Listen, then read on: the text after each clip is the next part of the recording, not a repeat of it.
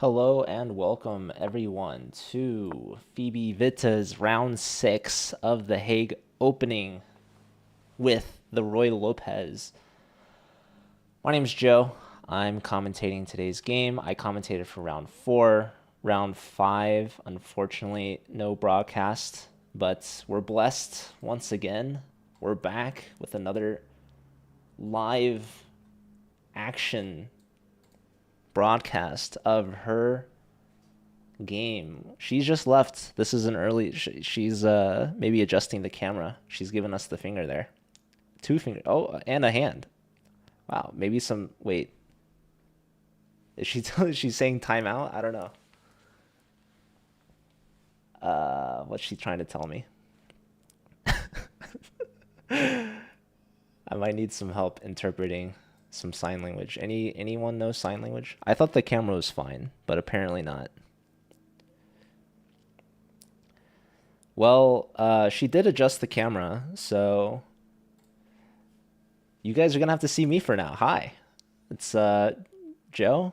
If you don't know me, I go by Joe Bruin on Twitch. My real name's Joe Lee. But I guess we're experiencing some technical difficulties right now, so I'll keep you guys tuned in while we get sorted. But yeah, welcome. Good to be here. I'm really appreciative of this opportunity that Phoebe's giving me.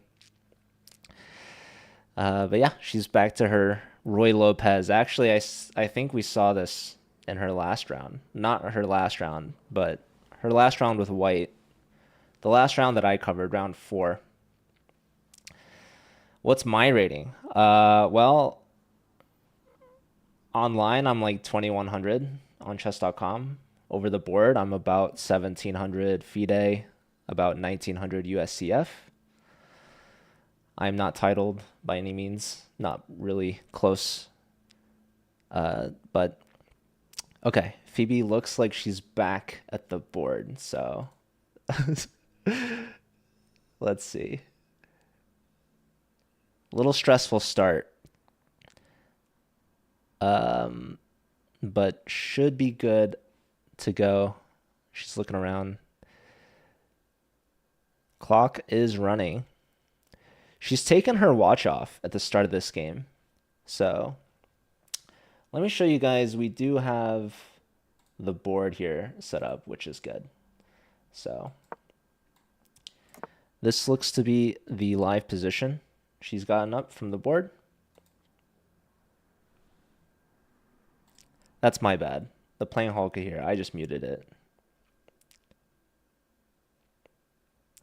Sorry. I muted it. I muted it. No.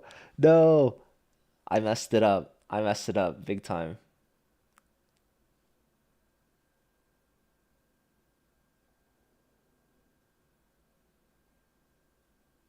I feel really bad. I'm sorry, playing hall. I'm sorry. I'm in trouble.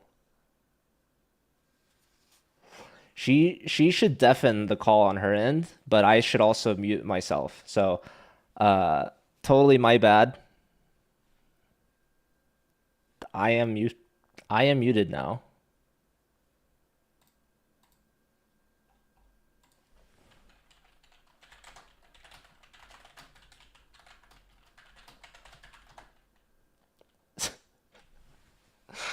I'm so sorry. I did not mute myself, so the playing hall could hear me. That's totally my bad, guys. That's a rookie mistake. Uh,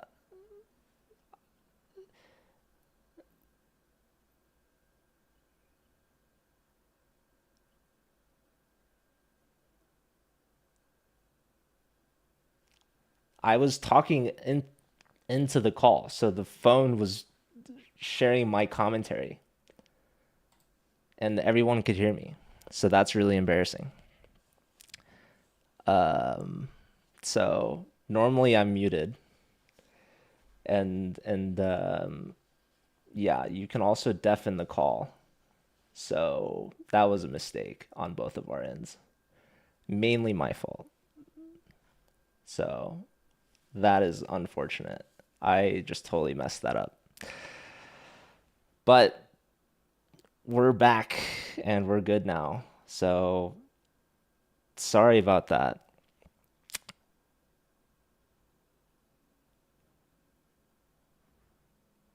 Yikes. All right. I'm so sorry. Make it up to us, Joe. Caitlin, I don't know how I can do that. But we're gonna try our best to just continue normally as smoothly as possible. All right.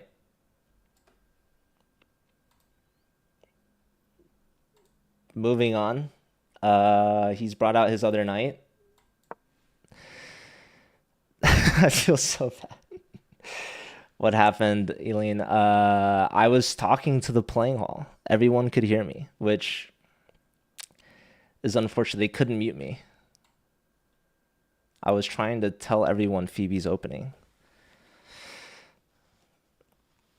Do I play this for Witte? I do not play the Roy Lopez. Maybe you'll forgive me one day. Totally not Stockfish. I mean, I hope Stockfish would forgive me. Very important to have Stockfish for the analysis. Who would want to mute me? Everyone. Everyone fly. Oh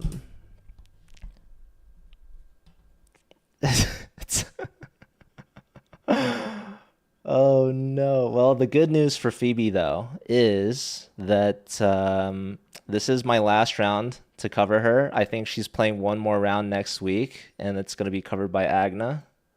So, and the good news for me is that I made this mistake in my last round. If I made this mistake the first round, I don't know if I would have had this opportunity again. So, sometimes you want to get the mistakes out of the way early so that you learn from them. But in this case, I'm getting them out of the way at the end here. But yeah, maybe future tournaments, maybe I don't get the invite back. We'll see. Phoebe's probably apologizing to every single player in the tournament hall individually, plus all the arbiters.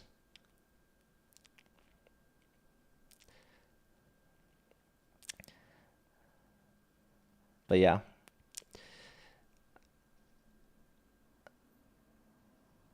Yeah, the deafen feature is also pretty important on Discord. Joe's getting fired. Yeah, we might have to cut this off early. Who knows? Like Phoebe's not even at the board, although it is her opponent's turn. So usually Phoebe's down on time, and I've caused her a bit of time just to get this all sorted. She took us halfway through the playing hall. But her opponent seems to be thinking here, so she's up on time early.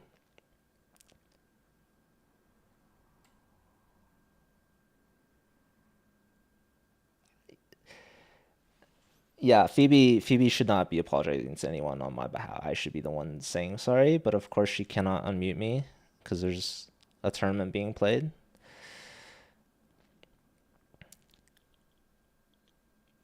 You think Phoebe's played Rookie 1? All right. That is true. I can't even share the moves properly. Yeah, she's prepped for this. Okay, she was on a tea break. So she also has her AirPods, and it looks like a new pack of mints on the side, if I can show you all what she's got going on there. And it's a new table, new scenery. They don't have the window behind them as they used to. Yes, and they are mints. This is a new pack of mints. I did see she took one out, so can confirm personally they're not cigarettes. Hello, Nifa. No. These are definitely mints. Are you allowed to listen to music while playing? Absolutely not, to my knowledge. No, I would say no.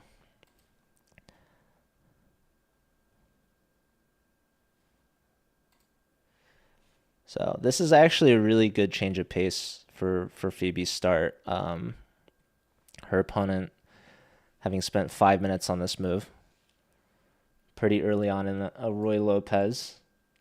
So I feel usually black will play something like a6 and attack that bishop.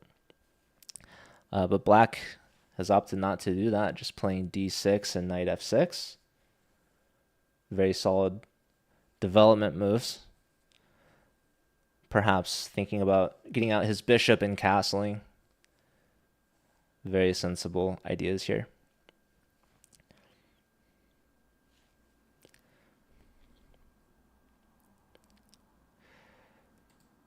Hello, Dijon.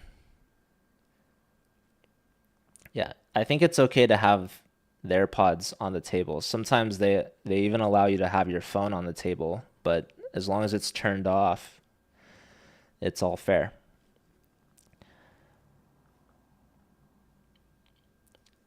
But at least the tournaments I'm used to going to, it might be different there. I think every tournament has different rules.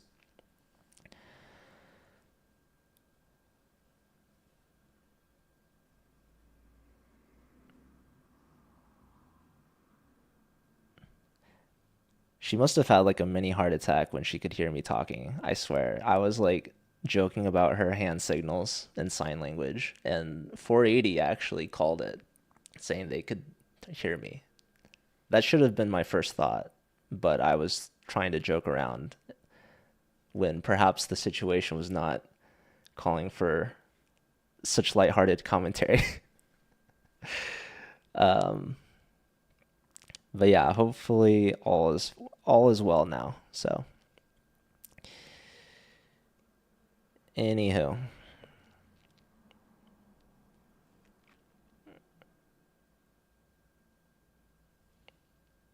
did someone click? It's saved. This is all being recorded. No, toxic. I was not. You still like me, 480? Thank you.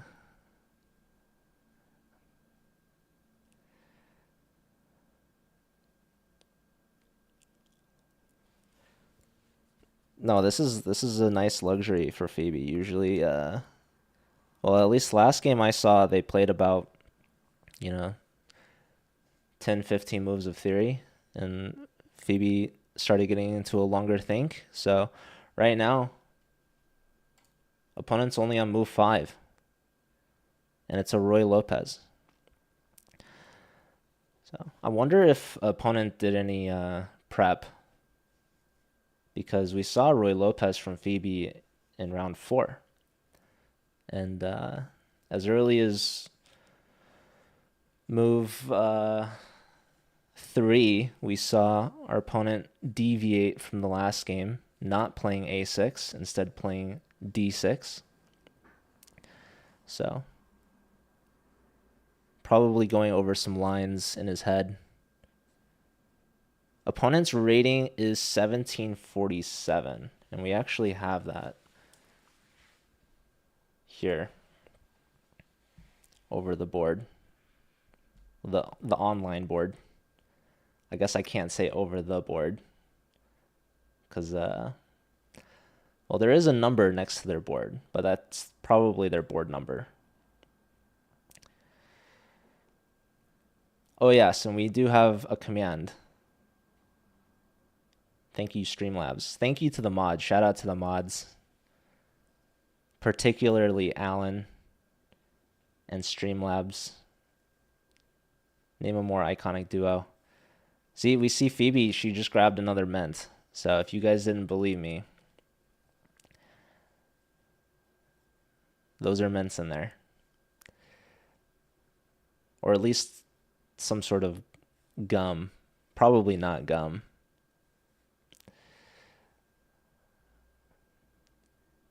I was gonna make a joke that it was another nicotine product, but I think we can leave Phoebe alone on the whole cigarette thing. Anyways, wow. Phoebe up on time as early as move 5. I already have a good feeling about this. But yeah, Phoebe's playing in the Hague Open. This is not Reykjavik. There's a lot of Reykjavik streamers playing OTB right now, getting commentary. It's great to see all the over the board chess being streamed. So, a change of pace, different tournament, same time. This tournament lasts, I guess it's been 7 weeks, weekly on Wednesdays. So, this is the second to last week. Some would say the penultimate week. And I remember when I first learned the word penultimate, I asked, why not call it pre-ultimate? It's the same number of letters and just makes more sense to me than penultimate. But, oh well. I didn't invent the English language. Anyways, our opponent has made a move. Bishop to d7. Breaking the pen on the knight and just developing a piece.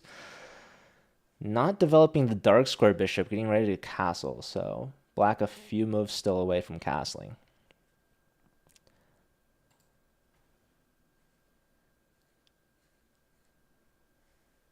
Using penultimate makes it up. Okay. I didn't know that was such a favorable word.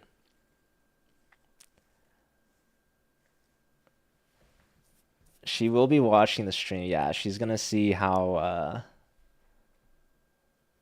I could possibly recover from this start.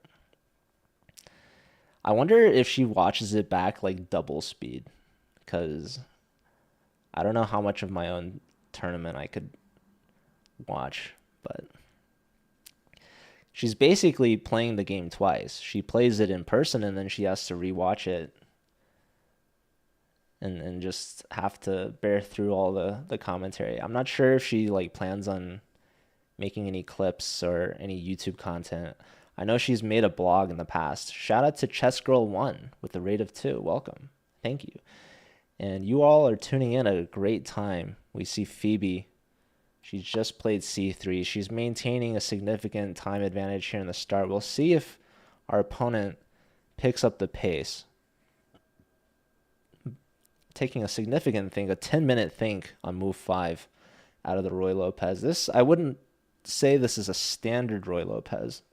I would say, I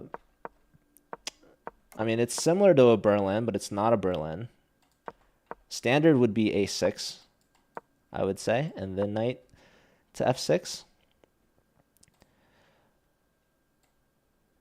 And then we can see play from here. Castles. This is kind of how I play it as black. But instead, our opponent decided not to play a6, opting for a move d6. So what we see in the game, d6, castles for Phoebe, knight f6, pressure on the e-pawn, rook e1 defending, and now bishop to d7. So unpinning the knight, Phoebe playing the move c3, aiming for d4. c3 is very common. How Phoebe's played it is very common.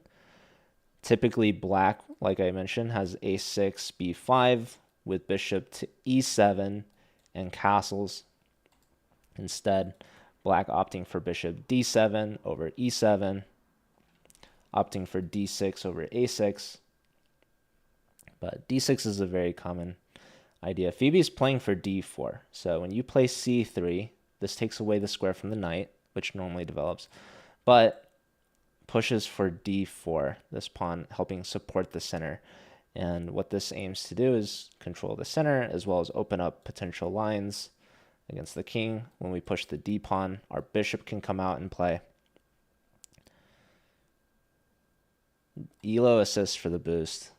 Yeah, actually, I might have helped the opponent because maybe he didn't know it was a Roy Lopez. Maybe that's what's taking him so much extra time. He's like, oh, Phoebe's playing a Roy Lopez. She played this before. And now he's nervous. He's caught in some opening prep. So maybe I'll get an assist on the Elo. Although, if anything, I should be penalized. And yeah, I mean, I don't know. I heard there was an interesting idea. Chess.com, when you play online, will tell you the opening, the name of the opening, in your game while you're playing it. And I heard a debate saying that they should remove that feature because it could potentially help you. It could help you understand that what you're playing is a known opening. Um, as opposed to maybe not knowing it. But I don't think people are too picky or aware of such things, maybe. Like, I'm not sure if knowing the name of the opening will help you that much during the game. But anyways, we see bishop to e7. Still very solid here. And about to get ready to castle. So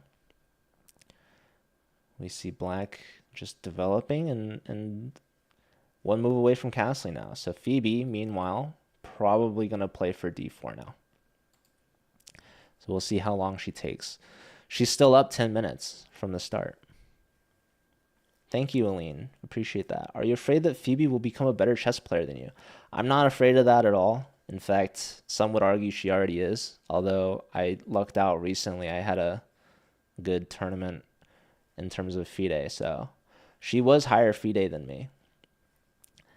I just barely have passed her, so she's at 1673. I'm probably at like 1720 or something.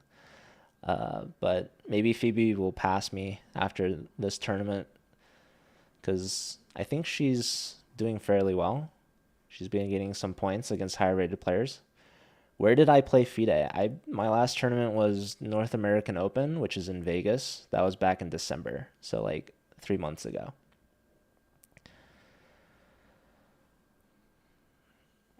But yeah, definitely not afraid of Phoebe passing me. I think Phoebe is a very talented player, and it's an honor to witness her chess career and her growth, her rating success, and her gains. I think we can all agree that we're cheering for Phoebe. And honestly, the rating to me doesn't mean too much. In fact, what's funny about my last tournament, I gained FIDE, but I actually lost USCF because I played one of the I forget what it's called, but it's like a shorter version of the tournament where you play shorter time controls and more games per day so that you play fewer days but the same number of games. But I didn't realize those first games that were a faster time control were not FIDE rated. They were only USCF rated. And I did poorly in those. So I ended up losing USCF but gaining FIDE. But the irony is that the rating only matters to me if I were to go for a title, which I would not go for FIDE title because it's just, I'm not that good. The closest I would be to title is a National Master title, which is USCF 2200. So losing USCF rating meant more to me because now I'm farther from a title.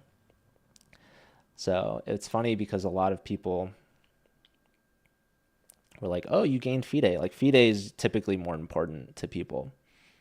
But to me, it's kind of the other way around.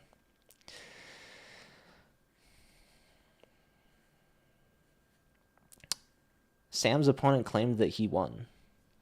So Sam apparently lost a game, but was reported that he won, and so he gets the win. And his opponent can't like refute that now. That's actually very unfortunate.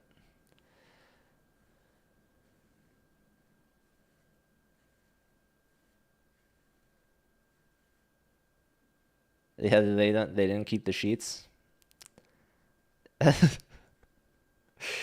Oh, Sam had a drop. Wait, the opponent claimed the win. Oh, that's really unfortunate. I thought it was the other way around. Uh, Well, I guess the lesson there is both players should always report scores.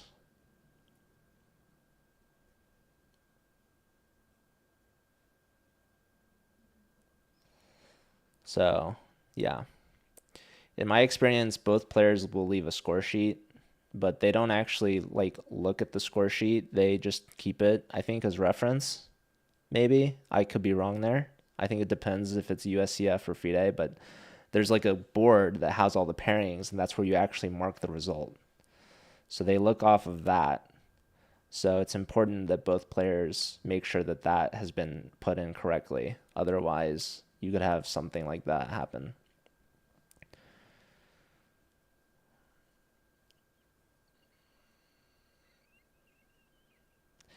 Anyways, unfortunate for Sam for sure. Um, but I'm surprised that they can't do anything about it after the fact.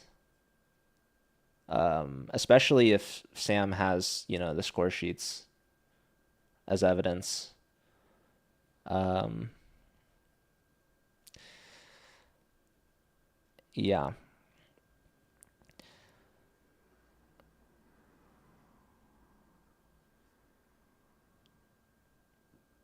Well, if it's on the score sheet, typically both players will sign it, and you mark the result on the score sheet as well.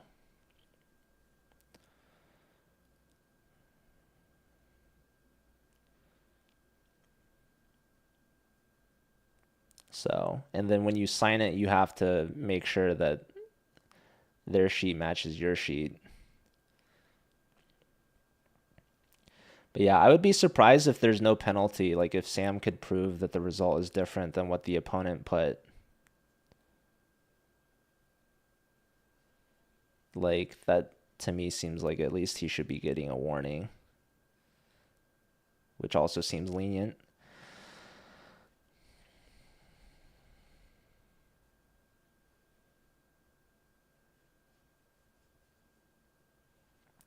But yeah, when you shake hands, like I always wondered, so in a position that's like clearly lost and you resign, you just kind of pause the clock and shake hands. And then you mark the results on your score sheet, you sign the sheets or whatever. But it's always been this sort of like agreement between the players. Like typically you don't say I resign. Draw offers typically like someone has to like say, do you agree to a draw? But you could also go through the same motion of, okay, we both have one knight or no pawns or something, just kings. We'll pause the clock, shake hands, and you don't really need to say anything because it's obvious. But if there's still pieces left on the board, even if it's dead drawn, and you do that same motion, it's always up to debate. Someone could sneakily just mark that you resigned, even though you were intending for a draw or something. So it's very important that you just double check the sheet before you sign it,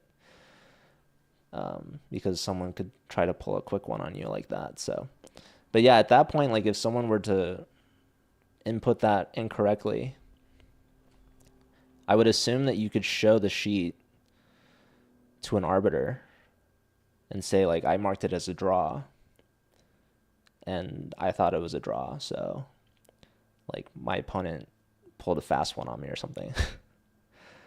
um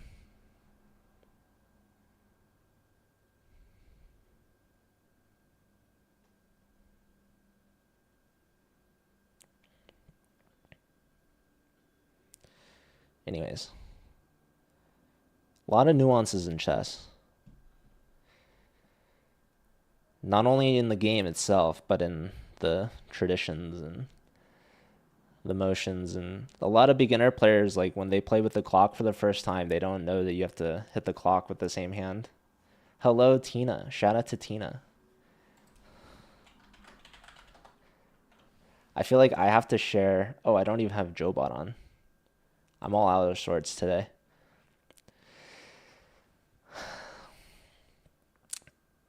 You marked your own win as a loss and your opponent corrected you. I've done that. I've done accidental things like that as well. But yes, the opponent has corrected it as well.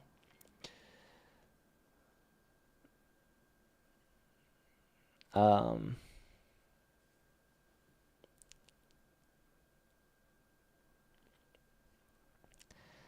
Anyways, what ring light do you use? It's not a ring light. It's an Elgato. I think it's a key light. I have an extra one actually. If you want, I can get it to you.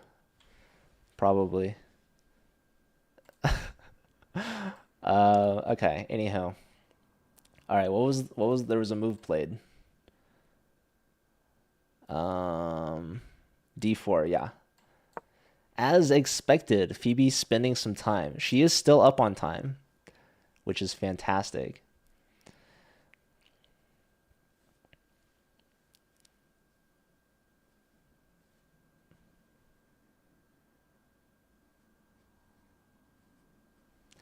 Yeah, Phoebe clearly is the star of the show. Let it be known. Everyone's here for Phoebe, myself included.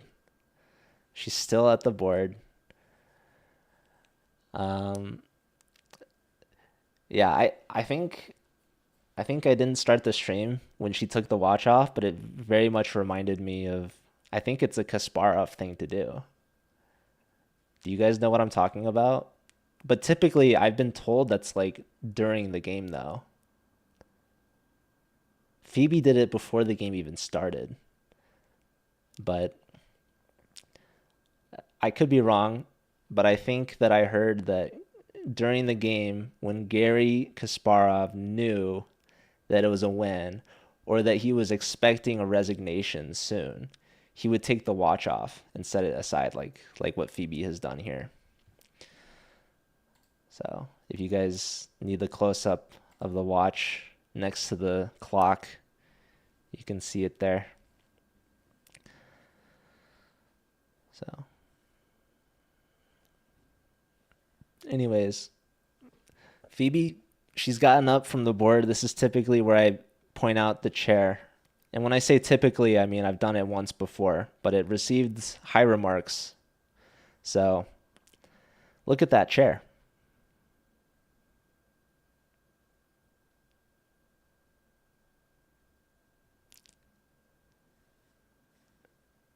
Yeah. This time it's got her coat on it. So that's exciting. And as I said earlier as well, this is a new scenery. So we used to have the window. I would say the other table is probably a little nicer than this one. Not that it makes too much of a difference. I think with the window, you at least have a nicer view. The chair does not look too comfortable. Tina's not going to be in SoCal until May. Are you up in NorCal?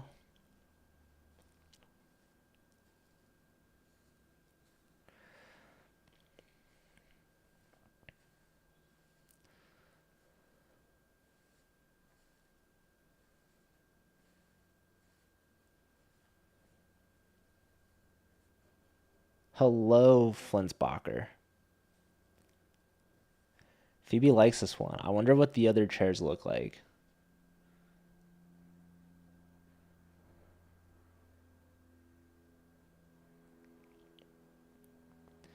For her to choose this one. But yeah, Phoebe, she's got her tea. Two hands now. This is the commentary that I give to the position. It's the tea commentary. Arguably more important than the position. Because how could Phoebe play chess without her tea?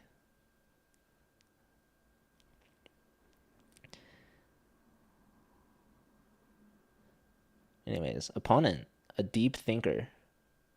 This is exactly the kind of opponent that Phoebe probably likes to play against, being a deep thinker herself.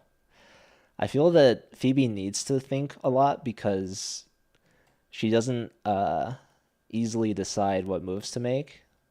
So what she likes to do, from what I've seen, is use all of her time such that she's now forced to make a move. So otherwise, she just thinks a lot and she can't put herself into making a move until the time dictates her pace. But with an opponent that's slower than her, now she has the luxury to go at her own pace. And there was a match recently in the American Cup in St. Louis where I believe it was Ray Robson versus Denier, or Linier Dominguez. I just combined his two names, but um, Linier Dominguez and Ray Robson are notorious for being slower players. And so um, this match reminds me of that, not only based off the skill of the two players, but on the pace of the two players. I believe Yasser, one of the commentators for the events, when interviewing afterwards, asked Linier, what was it like to play against a slower player? And he said, oh, it felt so good. It felt nice to have, time for once. But we do see a decision here made. Black opts to capture in the center, and Phoebe, easy move, takes back with the c-pawn. So yeah, this is great. This is good news for Phoebe because now that c3 square has opened up for her knight. So typically, keeping the tension in the position is a good thing. Black here resolves the tension early, allowing for this recapture, and Phoebe's still up on time. She gave some time back to play d4, but recaptures immediately. So opponent back on the clock, and we see about 7-minute time advantage for Phoebe. Hello, Scottish Bra. How's it going?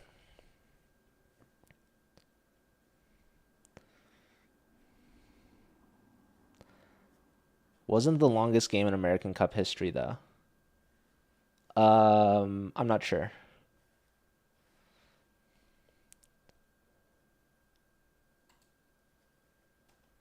Where's the Chess Tina's mom traveling? Tina is house sitting while mom's traveling. I am good. Thank you for asking. A lot of people ask who's Joe, but not a lot of people ask how's Joe. So appreciate that. That was a joke. Who's Joe just never gets old. Party around Tina's place. Yes. If you're in NorCal, which I am in California, but people don't realize how big of a state California is. I once went to a event in Sacramento, which is considered Northern California, and I had a coworker that was also attending the same event saying, "Hey, like if you're driving there, you should pick me up. I'm thinking about flying into LAX because it's a lot easier." And I was like, "No, it's not really possible." Um, because you cannot land in LA expecting to get to Sacramento by like noon unless you landed in LA at like, I don't know, 3 in the morning, something crazy. Anyways, Black has castled. So actually, I think I asked Phoebe one time, like, if you went to US, where would you like to visit? And she's like, oh, the big cities, New York, LA. And I'm like in the same trip? And she's like, yeah. I'm like, how far apart do you think New York and LA are? And Phoebe's gonna rewatch this and be like, why is Joe talking about this? But yeah, they're pretty far apart. Like, for example, I could not easily get to New York. Um, like driving would take like a week, you know. Um, anyways, all right, enough about geography. I really shouldn't be one to talk about geography. I don't know anything about Europe. Um, I know that Reykjavik is happening in Iceland, and I know that Phoebe's playing in the Netherlands. Both places are in Europe. Tina is actually pretty impressive. I saw Tina doing some geography puzzle thing. I forgot what it's called. Where's Iceland? Well, Iceland is an island. You've done LA and New York on the same trip, Alan. Well, did you know how far apart they were when you planned that? How far is that flight? That's got to be like a 5 hour flight, right?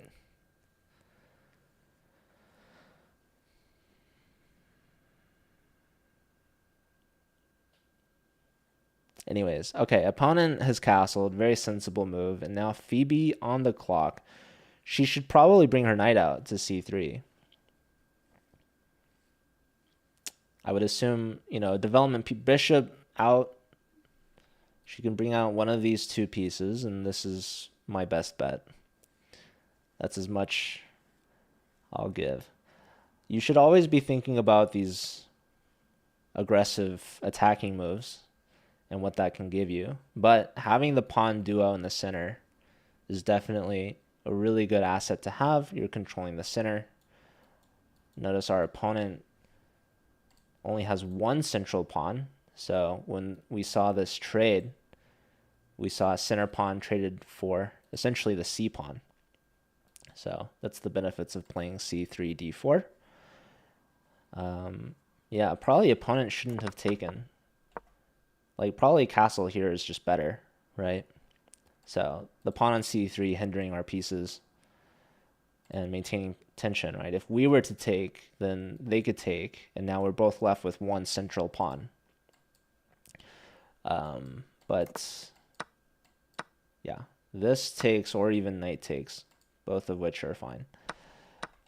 So yeah, the line we see here played by the opponent gives Phoebe the opportunity now to put a knight in the center. I suspect this is the best move in the position, just developing a piece, controlling the center. She's already castled, play rook e1. She just has to get these pieces out, then get the queen out, and then connect the rooks. She'll be fully developed, and then can start planning new attacks in the middle game. Ideas like pushing the pawn, right?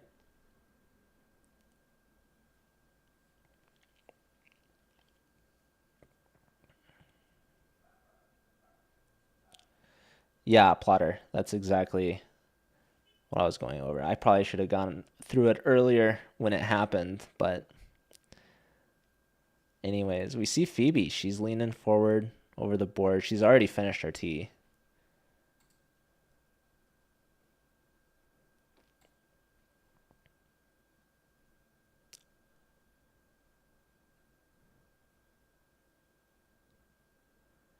She's thinking, should I put my knight on c3?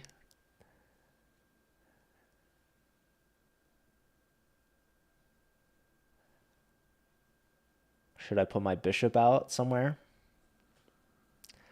Redeem the hydrate. Do I have a drink? Yeah, I can do a drink for Ofta. I have my water. I don't have any tea, but I hope the water is good enough.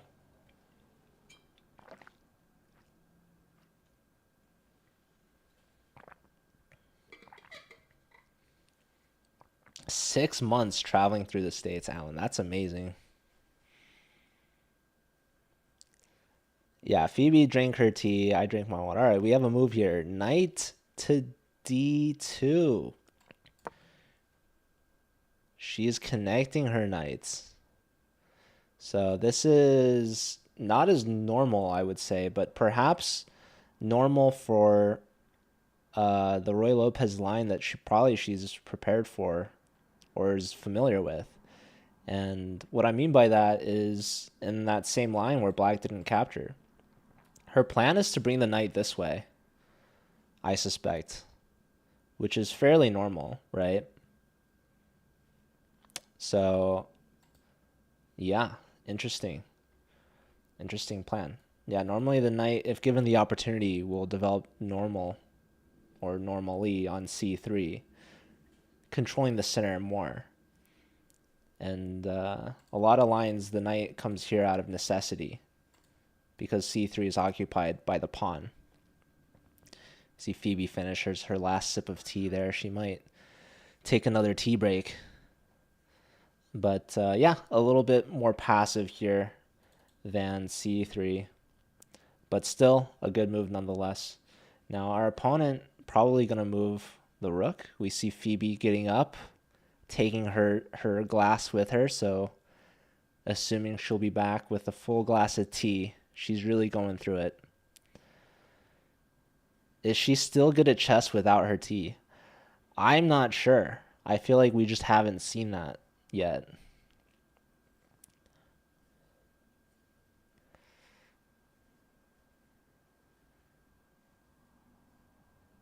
Ride a bike. Yeah, I don't have a stationary bike though, unfortunately. You would have to watch me ride it in my room, which doesn't give me a lot of room.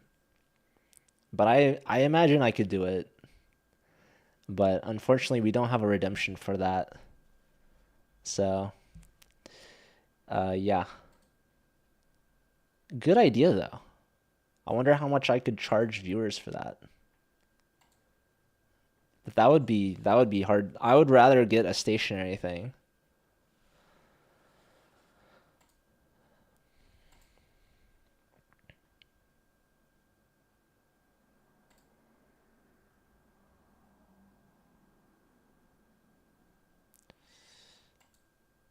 Anyhow.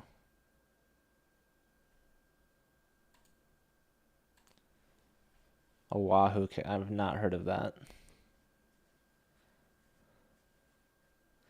Dominant crab, yes, I have seen that. This is very impressive.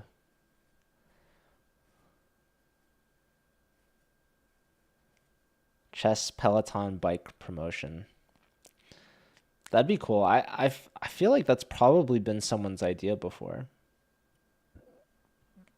Another fun streamer that maybe many of you know of already is Mark Esserman. On Twitch, he goes by Why So Serious with 7 Ys.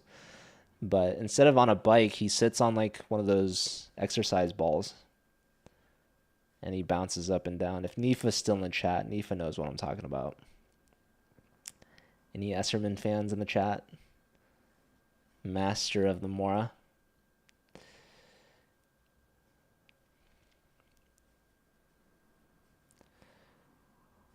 I don't even know what that is, Alan. Alpe de Juez? It's a fancy name for, I assume, some Alp, some mountain or something. Anyways.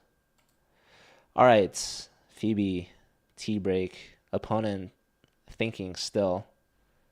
8-minute advantage on the clock, which is a welcomed change. Nice for Phoebe. She's usually down on time, so yeah, we'll see. We'll see when things start to heat up. We're still very much in the opening here. Not a lot of trades, but I think a great start for Phoebe. Great start in the opening, great start in time management. I tried to slow her down with my mishap, but I couldn't even get Phoebe disqualified or messed up. But okay, we see another bishop move here from our opponent. So a peculiar one. We see bishop to g4, pinning the knight, and threatening to take this pawn, actually. Believe it or not. Which is pretty peculiar. The computer is calling for h3, putting immediate pressure on the bishop, and I'm wondering if our opponent can get away with this. The idea being h takes, knight takes. But the computer really likes this move. a4 at the end. This is trapping the knight, so this does not work. I'm sure Phoebe already sees all of this, despite not being at the board. She probably had this planned out before the game even started.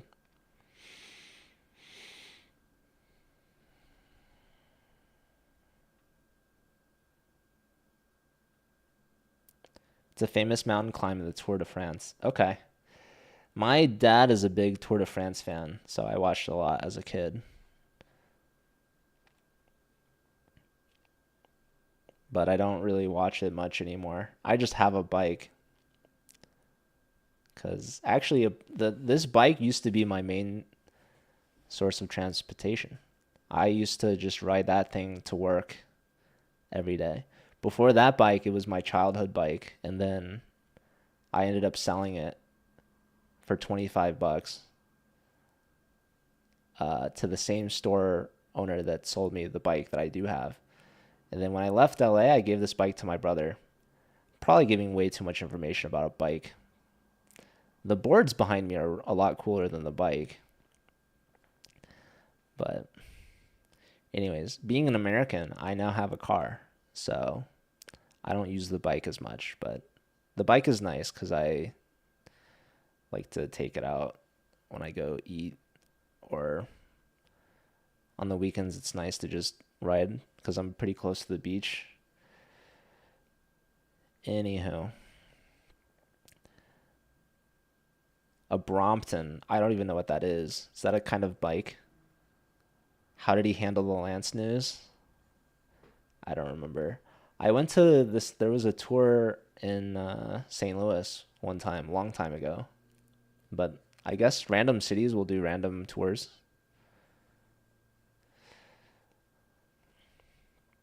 Or I guess the Tour de France people will go on other tours sometimes. Apparently the Tour de France isn't the only race. There's a lot of races. But the Tour de France is like the most famous one. But I know Phoebe's a fan of, is it F1? Why am I showing this position?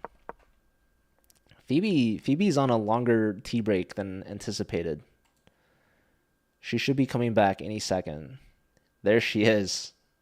Look at that timing. She's brought back more than just tea. Or maybe that's some of her personal belongings that she had with her. But all right, she's back in action. She's writing down the last move.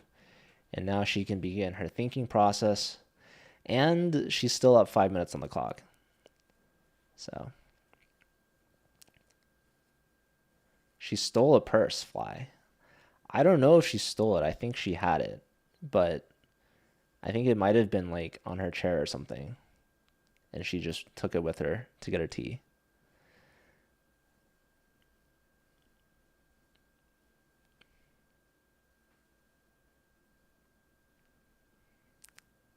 So we'll see if she plays the top move. Top recommendation is A3.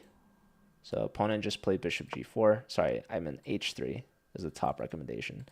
I figure if she sticks to her plan, this probably isn't very good because bishop takes. And the problem is our queen is overloaded. So what she wanted to do with her plan is to play knight back. But now after bishop takes, she needs to take with a g-pawn here, which she doesn't really want to do. But taking like this allows for the knight to come in. And this is technically a fork, but mainly just losing a pawn. So queen moves to get out of the way of the knight. Knight takes the bishop, queen takes back, and this is looking good for black.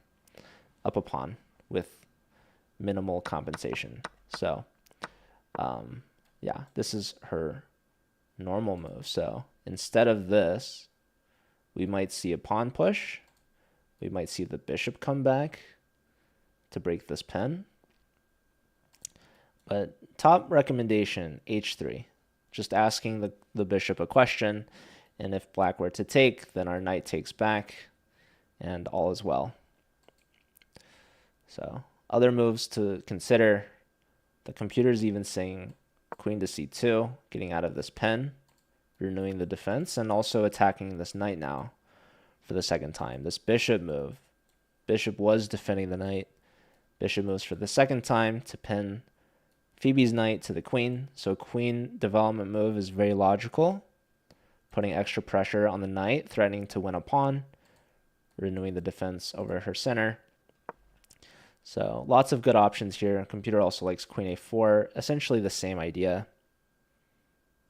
I think queen a4, you get a little extra potential, actually, along the fourth rank. c2 on the c file and on this diagonal. So lots of good moves here for Phoebe. She's very flexible in the position.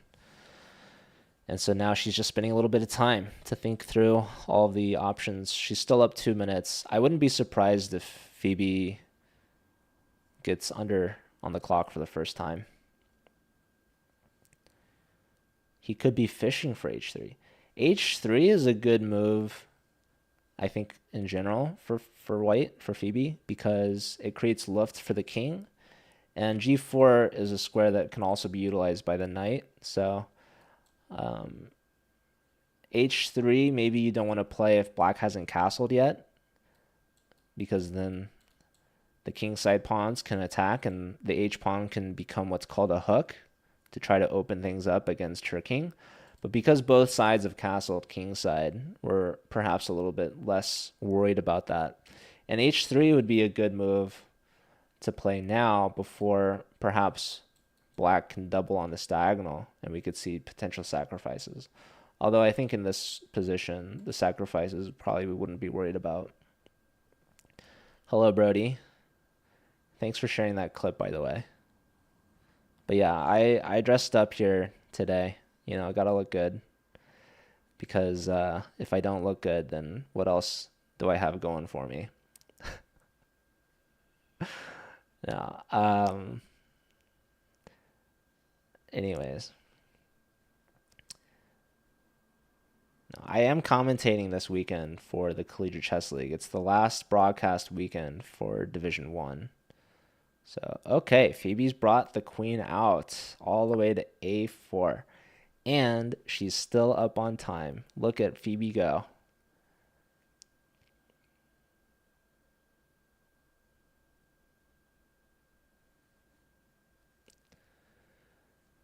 And we see opponent now on the clock, writing down the move and about to come up with his own move. So, yeah, I think taking would not be very good. This would definitely help. The thing we don't like about the knight on d2 is that we're blocking our bishop, right? So this is the last minor piece that Phoebe needs to get out before she's developed. Queen out makes a lot of sense because we're just getting off of this pen and we're creating new threats, right? So something has to be done about the knight on c6. And taking, Phoebe takes back, and she's very happy with this. So to take is a mistake. And that's the same reasoning why taking on d4 earlier was a mistake, because it helped Phoebe develop. Now, she didn't put the knight on c3. Instead, she connects knights. And even though this is blocking her bishop, at least the knights are connected. So now after this pen, Phoebe can bring the queen out of the pen and rely on this knight to recapture.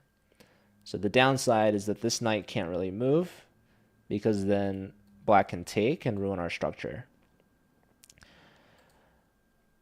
So yeah, if this knight moves, then this pawn will fall. Actually, now that the queen's on a4, the queen's defending this. So maybe Phoebe's getting ready to move this knight, but there's not really a lot of good moves for the knight. h3 is still probably a good idea, and you can bring the knight back. But computers are actually saying the best move for blacks to bring the bishop back to d7, which is not really the move that you want to make, because your bishop started on d7, moved to g4, and if you go back to d7, you're essentially giving white a lot of free moves. And the computer is actually saying there's this funny repetition: bishop d7, queen back to d1, bishop back to g4. But also, black doesn't have to go for repetition and could instead like bring out a rook or something. What about the a1 rook? Does it need to be moved at all? Yeah, the rook eventually will want to come to one of these two squares, c1 or d1. Both very, very good moves for the rook. But the rook can't go to either because the bishop's in the way. The bishop can't move because the knight's in the way. The knight can't move because this knight needs to be defended and is also helping protect this. So there's a lot of things that need to happen before the rook gets into the game. But the rooks are typically the last piece to be developed, right? So you develop the minor pieces, you castle, then the queen comes out, then the rooks go to the center. This is the standard traditional way of developing in the opening. Here, you know, of course, every game can't be played like that. as there's always complications that come up. So bishop g4 being one of those complications, pinning the knight, trying to undermine Phoebe's center. So we see queen coming out to a4, getting out of the pin, and putting more pressure onto black. So not surprised the opponent is going to think here. He's going to contemplate defending the knight or moving it. Moving it would be probably pretty sad, as it can really only go to this one square. Now, this move might actually be played because maybe black can then play for c6 and bring the knight to d7. A similar kind of idea as to what Phoebe did. Knight on d2, pawn on c3, supporting the center. But definitely a backwards move, not something that you really want to go for. Yeah, otherwise opponent probably wants to come back. If you bring the queen up to defend, well, you're stepping into a pin. So that is not good. Yeah, we do see bishop to d7. So essentially a tempo for Phoebe. And yeah, computer's calling for this funny queen d1 move, which I don't think either of us are suspecting. Phoebe taking a sip of tea again, getting ready for her next move.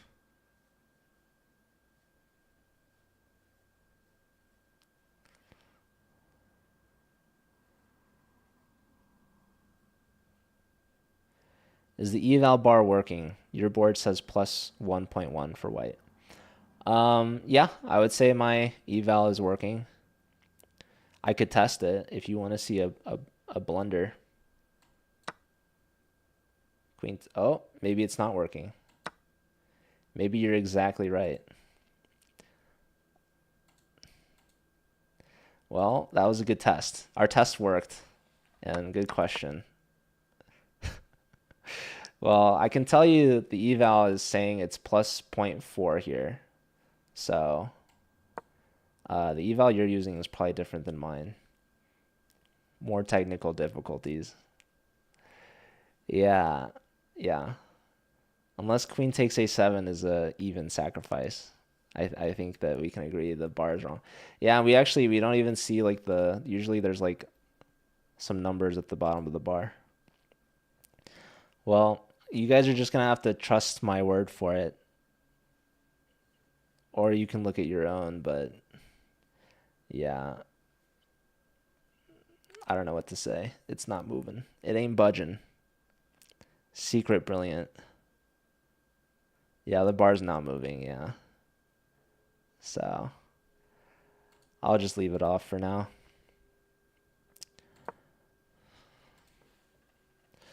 So, okay, Phoebe did not play h3. Queen a4. Bishop d7.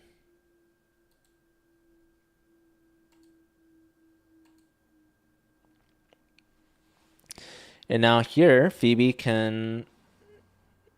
I'm wondering if she can bring the knight back now. The computer likes the move d5. It also likes a6, which makes a lot of sense. And Cramling won her game. Nice. I cannot do that, Degen, unfortunately, because I'm streaming on my channel too. If I was just on Phoebe's channel, I could. But I've felt like the Lichess eval is always like more extreme. But I guess you could argue that at least it works or moves. So yeah. Anyways.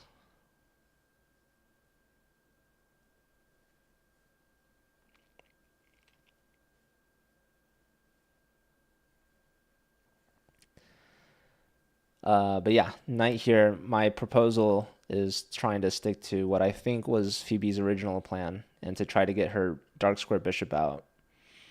And at this moment, black now has an opportunity to start attacking Phoebe. Do we know what the time situation is? Yeah, so the clock, it's about an hour for both players. The best view I can give you, Phoebe's queen is in the way, blocking her hour time. But I assure you, she still has an hour and 3 minutes to her opponent's hour and 2 minutes. Although, perhaps it wouldn't be crazy for Phoebe to have 3 minutes to an hour and 2 minutes. Maybe that would be crazy, yeah. I feel like the worst Phoebe's been down is like 45 minutes, something like that. I forgot the game. It was the first one that I commentated. I think she won. She was down a ton of time, but her opponent was definitely blundering, and Phoebe took advantage of it. So it was a fun game to watch.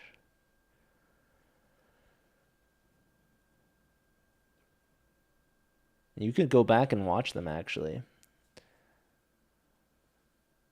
I have at least the games that I commentated on YouTube. But it is a 90 plus 30 game. So it looks like the clocks are about even now. So, yeah, opponent's longest think on move 5 was like 10 minutes. So, and yeah, we're on move 11 now. They both have spent about 30 minutes.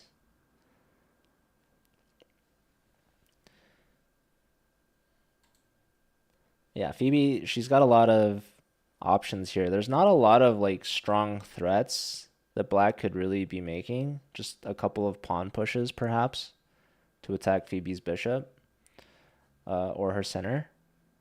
But other than that, Phoebe has the liberty to kind of choose how to continue her development.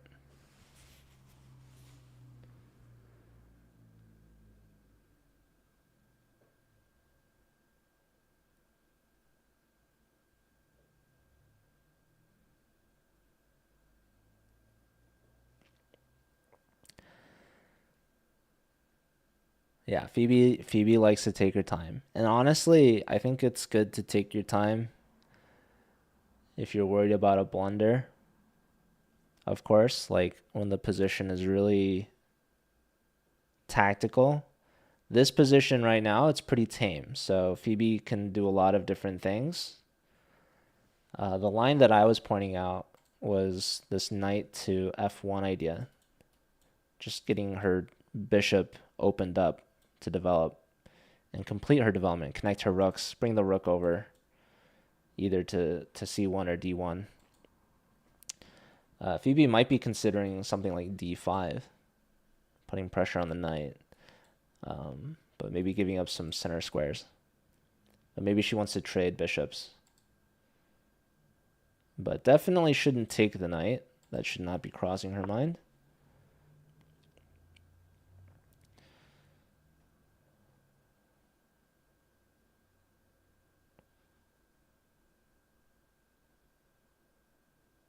But yeah, d5 is interesting. d5, it's not a terrible move. Offering some trades in the center.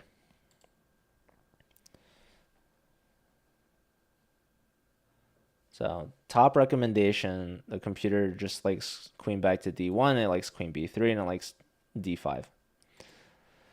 So knight f1, my recommendation, computer still likes white. But it's saying that Black now can play a6 or d5. Where'd the eval bar go? Eval bar has decided not to work today. So, yeah. I can see if I can ask someone what the heck's going on.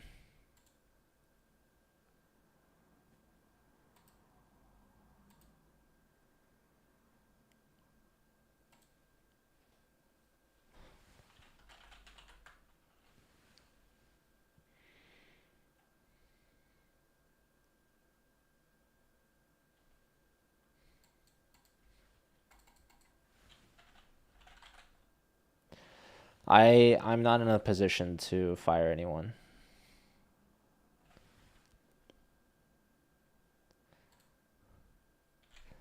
I wouldn't do that anyways.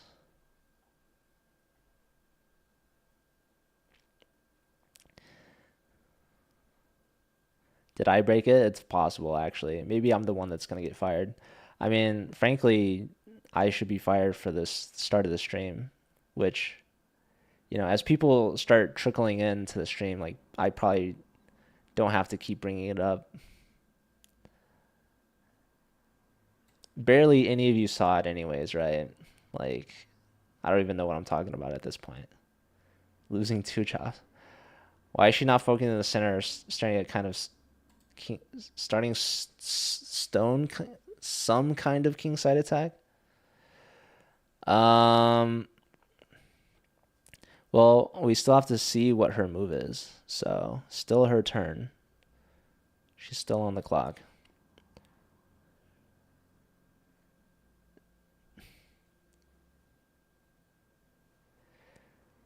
It's already been an hour. That's crazy. I guess both players have used 30 minutes. So that checks out. But yeah, pizza. This will be something that everyone's gonna forget about or has already forgot about. But I'm gonna be like 10 years down the line thinking about this before I fall asleep. It's gonna keep me up at night. Like, oh man, all those people in the playing hall could hear me.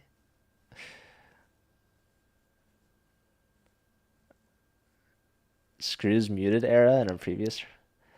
Oh yeah, we did all forget about that, right? Wait, how long was he? Was it for the whole delay? Was it like a 15-minute delay?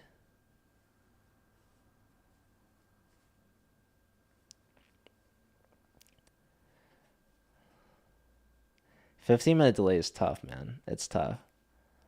And these Reykjavik Open games, like they're getting live feeds, so I don't fully understand the whole like delay thing, like how it's required for some. And oh my God, ladies and gentlemen, Phoebe's played the top recommendation, a move that I was not expecting myself. The queen comes straight back to D1. Now, normally I would expect this early on in the game, no repetition. But technically, opponent could play bishop g4. And normally I would think that there would be some new moves played and the game go on. But I know Phoebe has taken some draws before. Now, I don't think she would. I really don't think she would. But maybe. Are we going to see bishop back to g4, queen back to a4? I really doubt it, but like what if opponent does this? Do you think Phoebe would take a draw? I don't think so, but I mean, maybe. I'm sure the opponent's thinking about it. Don't even dare. It's not me, guys. It's not me making the moves. I wouldn't do it. I wouldn't do it. But I'm just saying, it's possible. She's still in prep. Okay, so opponent plays a6, which is, or was at least, one of the top moves when the queen was still on a4. Now the computer is calling for rook e8. It also likes h6. a6 played, so now Phoebe's going to move the bishop. So no repetition. Opponent says we'll play on. But I'm curious to know, we're going to have to ask Phoebe what her plan was of bishop back to g4. Yeah, Phoebe does like her queen trades. I don't know if Phoebe likes draws. I think it just sort of happens. Like, I don't know. I don't know if it's something she actually likes, or I just feel like it just happens. And it's kind of a, I mean, to be fair, like she typically draws against players higher rated than her, and her opponent is higher rated than her. So like technically a draw would be a favorable result. But of course, I think the game is still pretty early on. I think we would all like to see a little bit more chess. So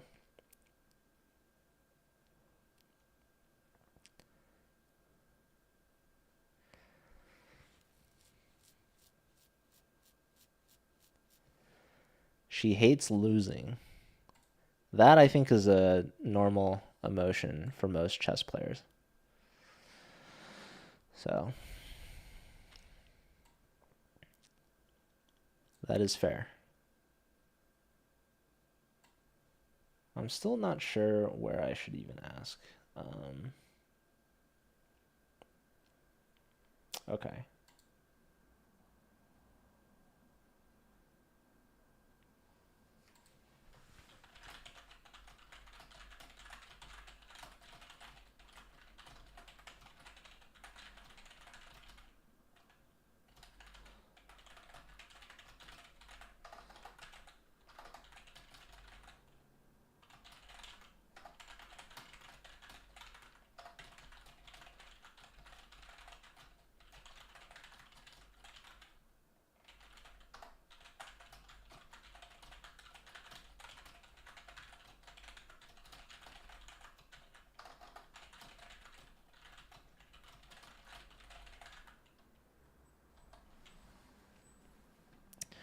Okay, anywho, we do have another move. So now it's back to Phoebe's down on time, which is normal usually, but this is the first time in the tournament or in this game in particular. So Phoebe has gone back to a4, and now we see the move b5. And Phoebe essentially should move the bishop back. She's just deciding which one to go to. So she goes all the way back to c2. And she's played this fairly quickly, but I do think this is a good place to be. And yeah, I mean, still favorable position for Phoebe. She's doing great.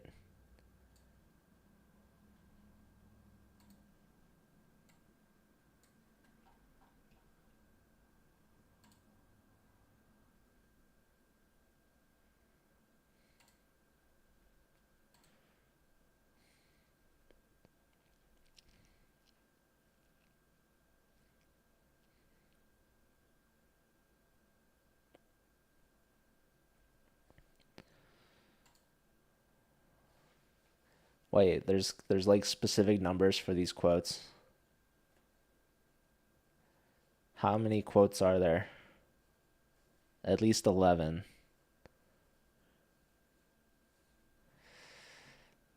She played bishop a4. Yeah. All right, so queen back to d1. I mean, first and foremost, shout out to Phoebe finding the best top recommendation from the computer. This is not a move that I was considering because it led to a potential draw of repetition. But instead, opponent plays a6, bishop back to a4, maintaining pressure on this diagonal, provoking b5, and now bishop back to c2, and opponent now comes back to g4. So, yeah, kind of an interesting way to get here, right? We have this little moment, knight to d2, bishop g4, queen a4, bishop back, queen back, not sacrificing on a7. Let me get rid of that. Okay. And now we see not bishop g4, but a6. And now bishop a4, b5, bishop c2, and now bishop to g4 again. So both players kind of giving a tempo, giving and taking. So ultimately didn't really change much. They could have gone straight for a6, b5, bishop c2, and then bishop g4. And we would reach the same exact position, but a move earlier. So the players still feeling each other out, maybe getting a sense of each other's style, right? So yeah, they're kind of tiptoeing through these moves. But yeah, here there's no longer any queen a4 ideas, so This pin is annoying. This might be an occasion where we'll see h3 from Phoebe, which is exactly what Fly is saying, who is also showing there's quote number 13.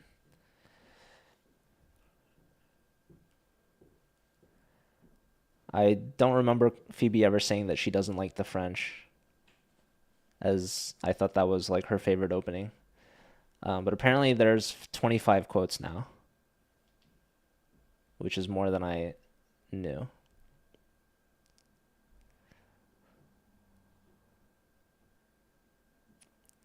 So the problem with h3 is that the bishop goes to h5, and we're still in a pin. And do we really want to go g4? I suspect not. Although the computer says it's the third best move. Behind two other moves, the top being e5, pushing in the center, attacking the knights, looking for some trades. And the second one is surprisingly knight f1, which I didn't think was good because of bishop takes and having to take back with the pawn. But apparently this is okay, but not my first choice. Not the computer's first choice either. It was technically the computer's second choice at the time. But now it's saying the g4 and e5 are the top two. So yeah, we'll see if she plays h3. She is starting to use more and more of her time.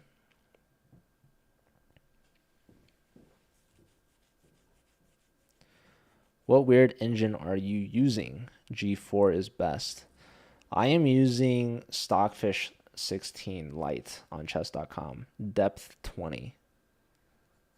And apparently even these like numbers and engines like varies depending on like your computer as well. So yeah, eval is not zeros. Eval bar is wrong. Right here it's reading plus 0.3. But I don't know like what engine you're using either, because I don't think this is plus 1.3. Because plus 1 means that you're essentially up a pawn or could win a pawn. I don't see any line where you could win a pawn. Nonetheless, be up more than a pawn. But also like maybe the computer's wrong. Maybe I'm wrong. Who knows? Also, the players definitely don't know. Like, if we don't even know we have it, the players really don't know. So when the players don't know, who knows what happens?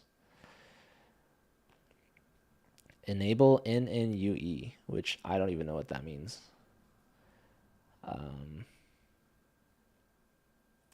Neural network something evaluation. Maybe. I don't know. Honestly, guys, I don't think it's that big of a deal. You know, back in the day, there used to be no eval bar for commentators. They used to just be able to tell you with their chess knowledge. Now, I definitely need the eval bar because I'm not that knowledgeable. Ultra extreme. Is that real, or did you just make that up?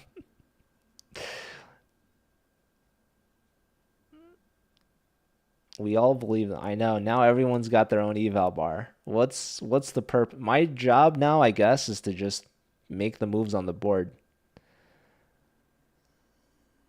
Because, I mean, I guess technically anyone could do that, but there used to be DGT boards that would do that for you, but apparently they don't have them. It's too expensive. So the lack of DGT boards really the main reason why I have this job.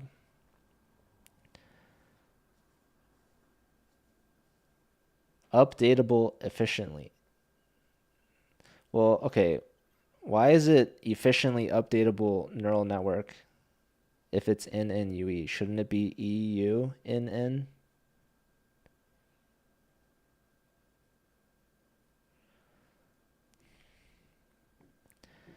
Yeah, frankly, the eval bar is for your guys' sake to let you know what's going on.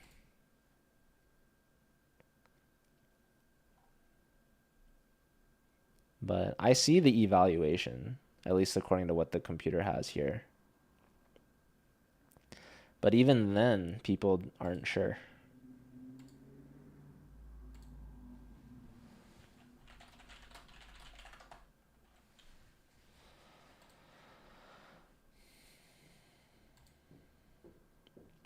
But yeah.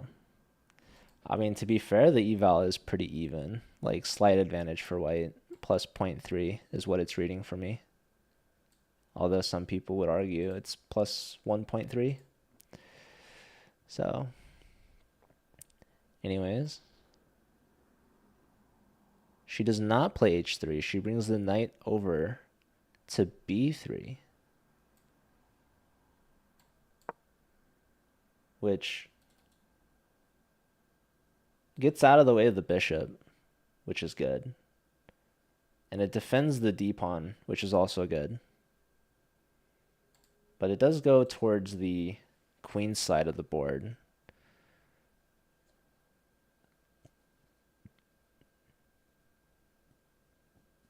Maybe not the general flow of a kingside attack. Right. I feel the knight a lot of times goes to g3 to put pressure on this bishop. And helps stay towards the king side. Maybe looks at f5 in a lot of lines. Have I left h3 on? Yeah. Thank you. So, all right. Let me go to here. And yeah, this computer says d5 best move.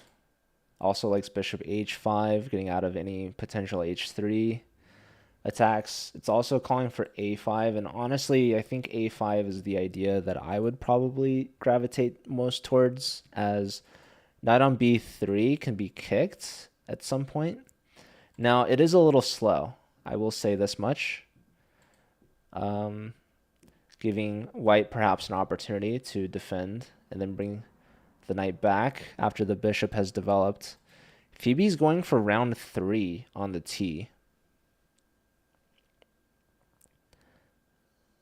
So honestly, she's on pace for about, a T every 30 minutes, right? If she's got 90 minutes for the game, she had a T in the first 30 minutes, T in the next 30 minutes. So that's assuming this last T will last her the rest of the game. Maybe she'll need another one after this. I haven't been keeping so much track of how many T's she's gone through normally, but I guess we're keeping track now. T addict noted. We all knew this already. She has a T command.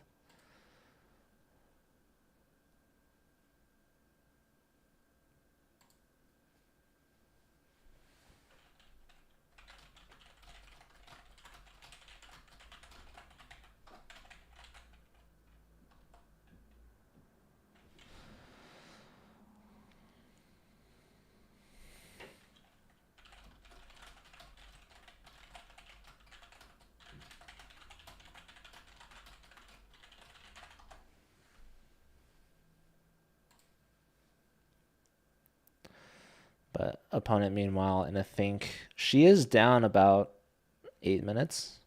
So we'll see how much time she gets back from here. But yeah, knight b3. This is a sensible move. She's back pretty quick with her new cup of tea. And yeah, I'm expecting bishop e3 next from Phoebe, getting her bishop out.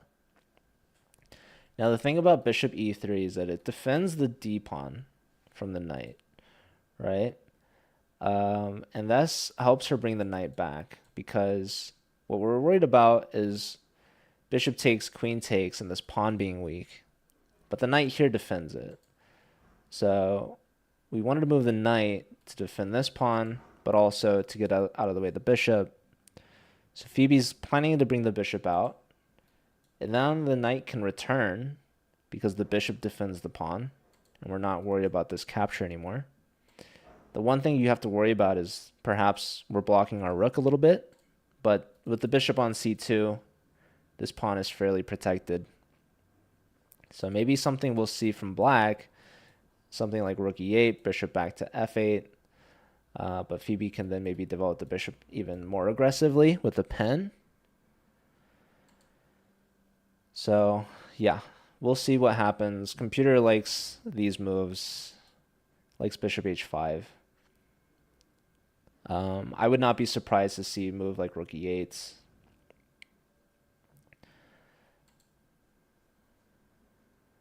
Not surprised to see a move like a5, but a5, the computer still likes d5 pawn push. So I'm not the biggest fan of d5 in general because I feel that we're solidifying our pawns and blocking our bishop. And we're also giving up the e5 square for this knight to hop in, and this knight's pinned. But the computer likes...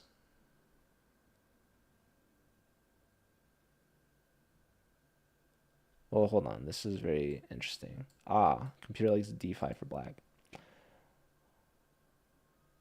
What am I thinking? Yeah, if something like this, then d5. Knight e5. Knight, now we go to d4. That's what it likes about it. So we're bringing this knight into the center behind our pawn. We're connecting our knights this way.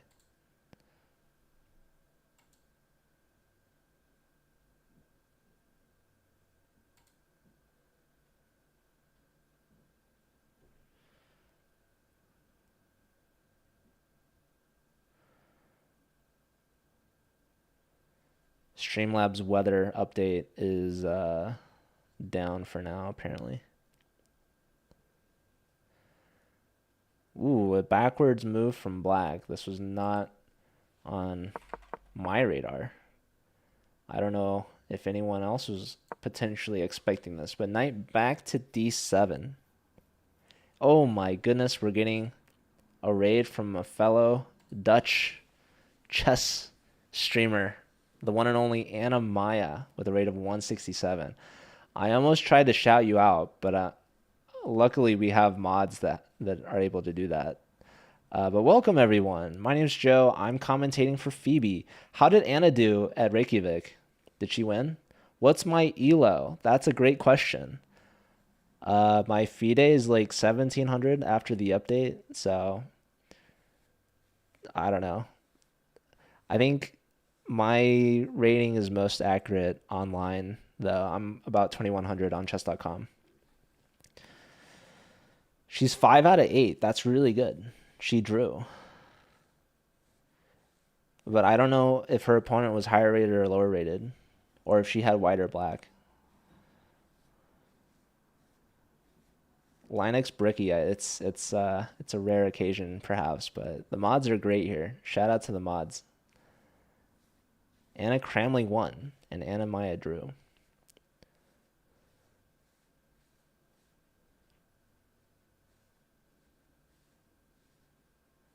Well, we're going to hope Phoebe can get another point for the Dutch chess streamers. Also, someone has to keep an eye out for Bigfoot. And if there's any more Dutch chess streamers playing over the board that I don't know about, let me know. But I think I covered them all. Hello, Max. I am well, chess lover. Thank you. Hello to Giant Pixels. All right, well, ladies and gentlemen, now that you're tuning in, assuming you haven't already been, let me show you guys the game so far. So Phoebe started with white. She's got e4 and a Roy Lopez. So opponent not playing a6 right away, just bringing out the knights. Phoebe gets castled, plays rook e1, and now we see c3 playing for d4. Opponent captures, and Phoebe goes knight d2. So we have this interesting move with the bishop. Phoebe brings her queen out. We see the bishop come back. The queen comes back. And now a6, kicking the bishop away. b5, bishop back to c2. Bishop comes back to g4. And now here, Phoebe brings her knight to b3. And our opponent just made a move. Knight back to d7. Not playing a5, which was what perhaps I was expecting. A move to try to target this knight. But now Phoebe has a chance to bring out this bishop. I was thinking a move like bishop to e3. But with the knight moving back, it begs the question if black wants to push the f-pawn, right? So I think that's definitely a possibility.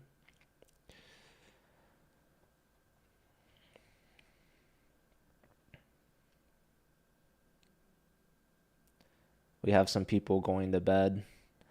Yeah, is it late in Europe? I guess in Reykjavik they played early and are just now finishing, but Phoebe's tournament here in the Hague Open starting in the evening later. So yeah, after these games, typically the players are pretty tired and just go straight to bed.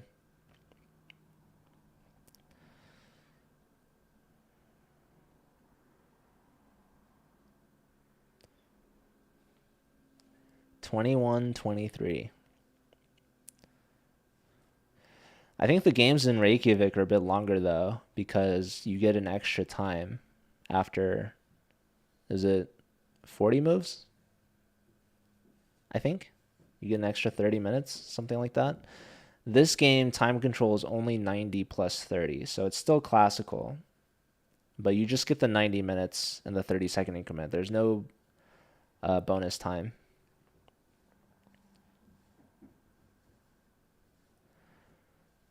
So, fun fact, I thought this game was starting an hour earlier because here in the US we have this thing called daylight savings time. So, yeah, it's 1:24 p.m. right now for me.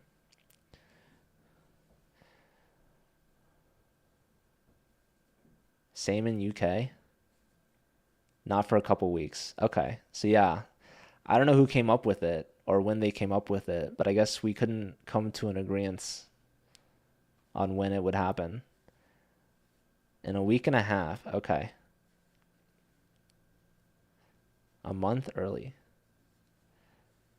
Only the Cali people have it? No.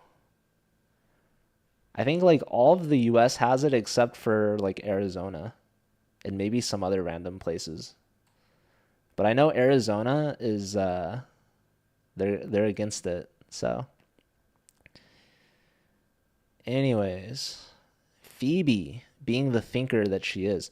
This was the first game that I've seen where Phoebe was up on the clock at the start, but now towards the middle game here, Phoebe is starting to use more of her time, and here we go. She's played a move, bishop to d3.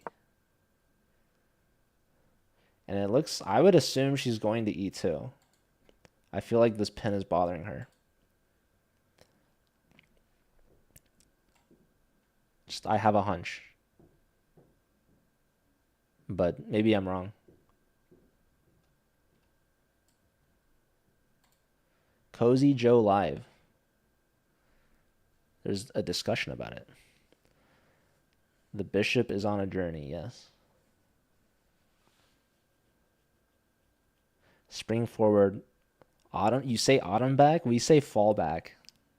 Because that maybe plays with the spring forward motif a little bit better than autumn back. Maybe. I don't know. Was Anna Maya the last game? That'd be crazy. No fall in English. It's autumn. You thought she was like 1450.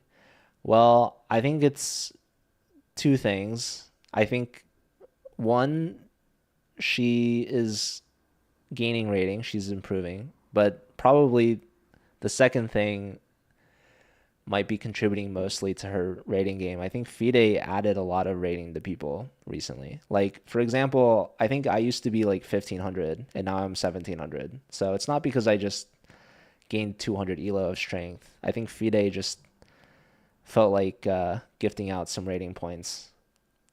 So Santa came early from Fide, gifting rating to all the players that were below 2000. And all the players over 2000, I guess they got Cole. So they put in all their work to get to 2000. And all the players below 2000, they just get gifted a couple hundred rating points for free. They gifted you 326 elo. That's huge. So yeah, it's zero point 0.4 times 2000 minus your elo. So yeah.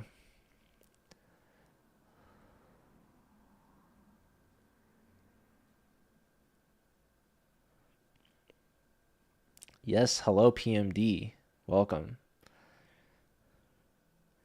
The ratings weren't accurate. Yeah, I think what the lowest rating was like 1,000 and now the lowest is 1,400.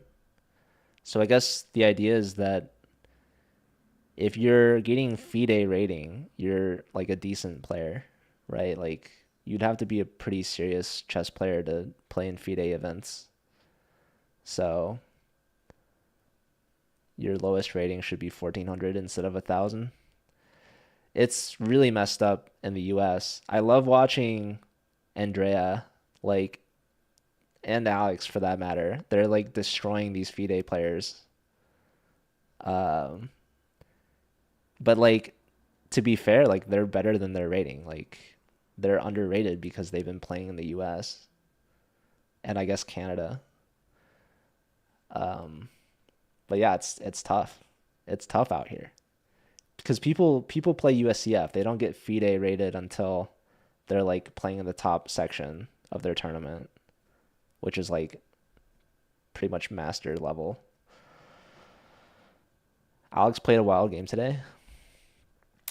Um, yeah, I saw it was two rooks versus queen.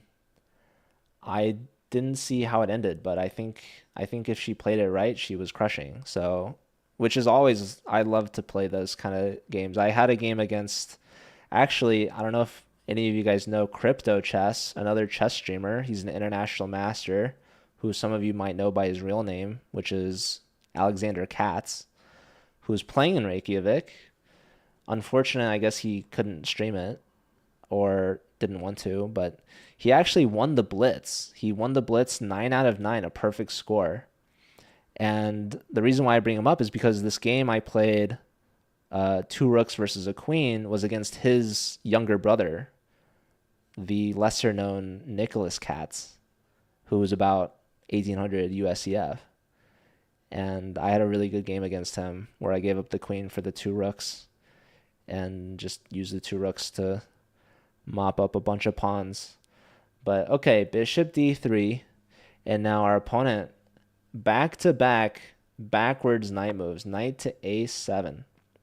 Now, this move not as bad as it looks, unless you think it looks good. But the idea I think is that we're blocking our c pawn, so the knight moves to unleash this c pawn. The c pawn wants to push up to c5. And this c5 pawn break is very much supported by a lot of black's pieces. And with the knight on b3 and a bishop on d3, this pawn push actually comes with a very significant threat of forking our minor pieces. Now, Phoebe can just play in the center. I think she might also bring the bishop back. She should also consider this move h3. So, lots of options here. Alexander was losing and then they drew.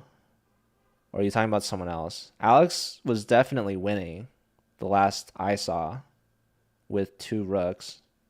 So if she drew, I'm actually kind of disappointed because a win would be really good for her. She's playing an international master, although he's lost a bit of rating, I guess. Thematically, knight to b4. Okay. Yeah, knight's a little safer on a7. Knight b, like normally the bishop on like, what is it? The bishop gets kicked to like b3, and then when you play c3, black has this knight a5 idea, and then can play for c5. And I'm basing that off of the Roy Lopez knowledge that I personally have, which I will tell you right now is not a lot. But knight b4 makes sense attacking the bishop, but I think that the bishop went to d3 to move anyways. So black would help Phoebe reroute her bishop. Unless, like, I don't think the bishop wants to stay on this diagonal because the bishop was already on this diagonal on c2. So why would you go to d3? I'm imagining the bishop's going to tuck back at some point. And another thing about b4, I mentioned a7's a little bit safer. On b4, maybe Phoebe can get a tempo on it at some point. Two Alexes, yes. I guess when I say Alex, I meant I could just be saying Botez.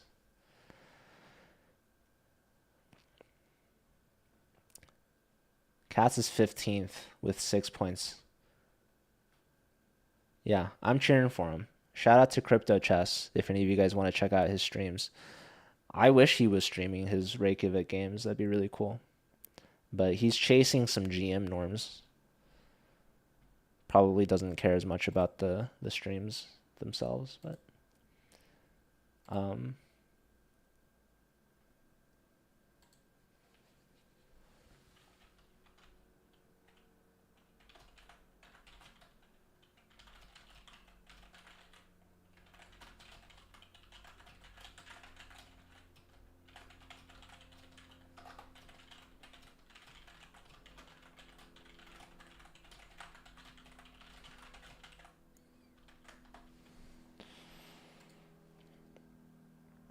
all right. Phoebe on the clock. She's down 10 minutes, but here she goes. She's making her move. Knight back to d2. And now definitely expecting a quick c5 from the opponent.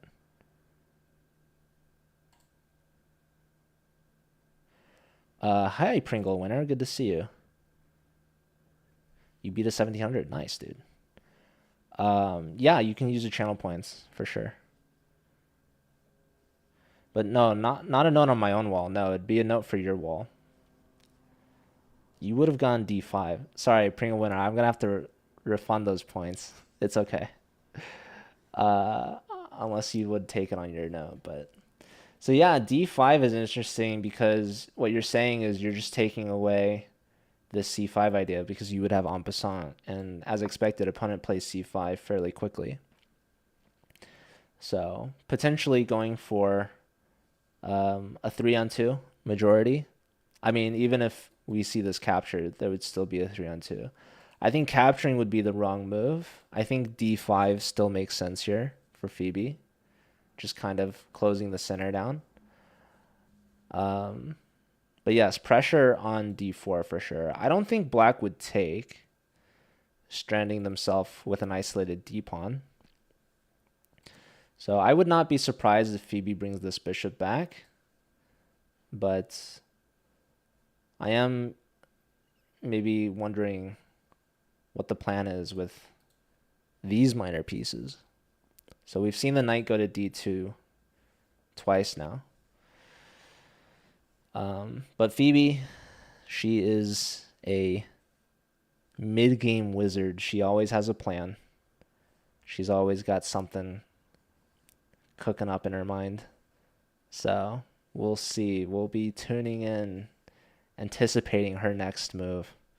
In fact, we can take a closer look at her pondering the position. A deep think, I'm expecting.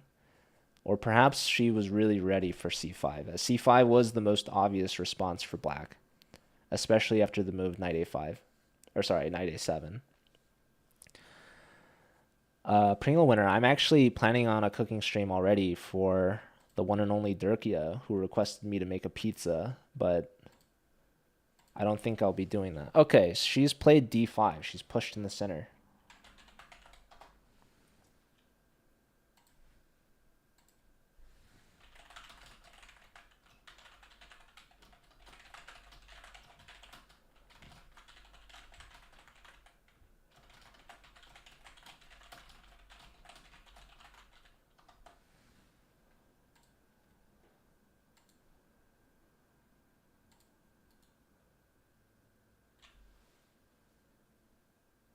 I'm still trying to figure out what's wrong with the eval bar. So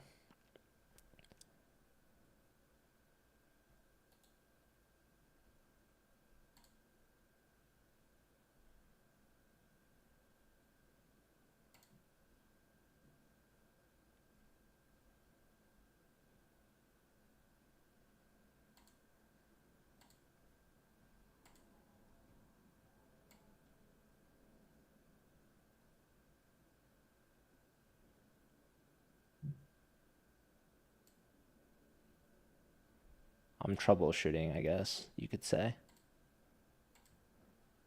Anyways.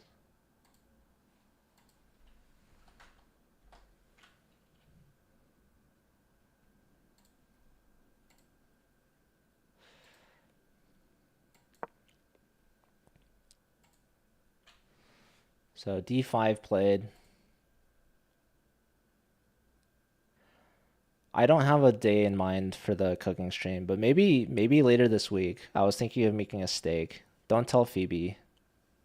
I don't think she would approve, but it sounds good to me. 38 minutes to 48. This is good. It's actually 46. She's within 10 minutes. This is like an achievement for Phoebe. At this stage of the game, we're 17 moves in and less than 10-minute time differential. Last time, I mean, the first round I watched, she was down like 45 minutes. Every move was just a nail biter. You never knew what was going to happen. But she powered through and she ended up winning a fantastic game. Last game I covered, I think she drew. I should probably know better. Yeah, I fairly am confident. I'm fairly confident in remembering it was a draw. Okay, knight up to e5. So Phoebe takes space in the center, but relinquishes control over e5. The knight hops into e5, putting pressure on a pinned piece, which is defended. Also pressure on the bishop, perhaps more importantly. So I'm expecting the bishop to come back to e2.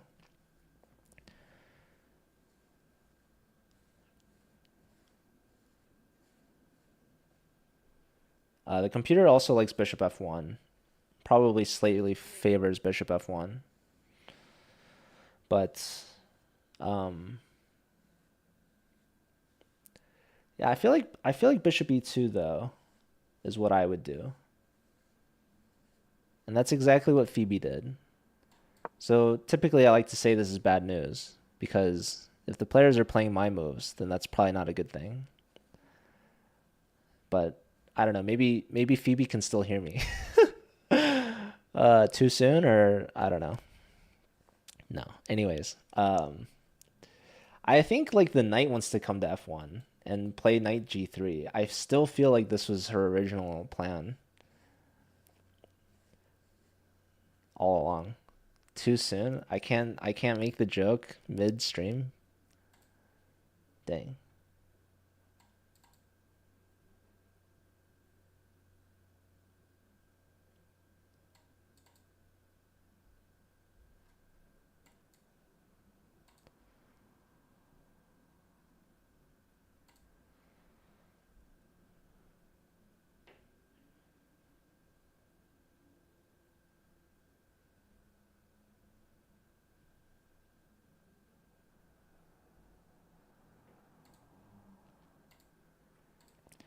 I think I'm just gonna leave the eval bar off for now because it's not doing much, unfortunately.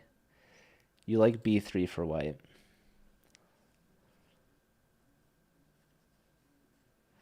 Yeah, the knight on a7. Like, it's great that the c pawn got pushed, but now that Phoebe's played d5, the knight's not getting back to c6. And so, would you play b4 and put the knight here? Maybe. But you're relinquishing a lot of control over these light squares if you push.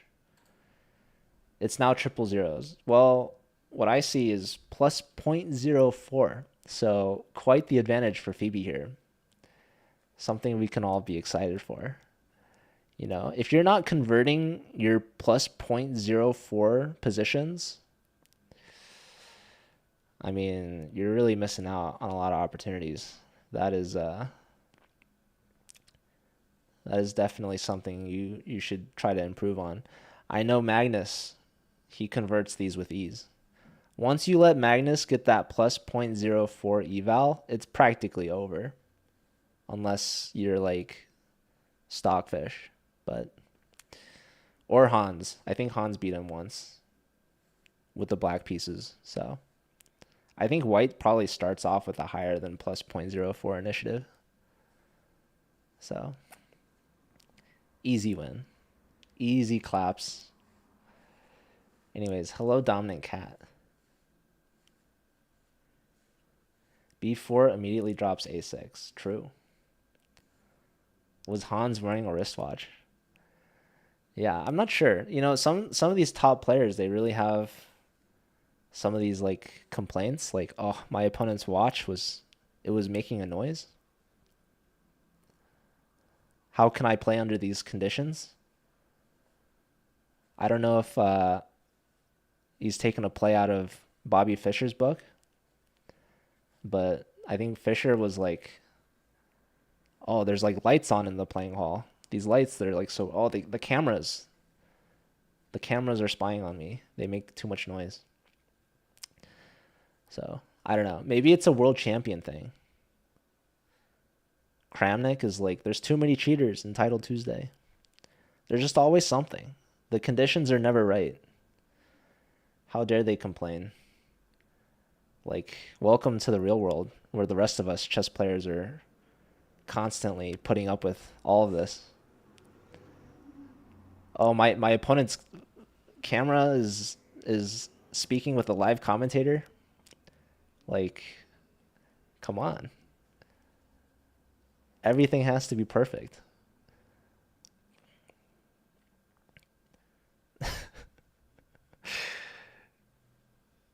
Anyways, of course the evaluation's still even, but lots of moves left to be played by two players who are both human, last I checked. And humans are prone to making mistakes, especially myself. But yeah.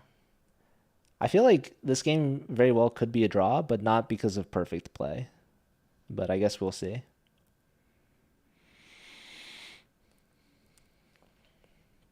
It's the rule that you can't wear watches? I didn't know that.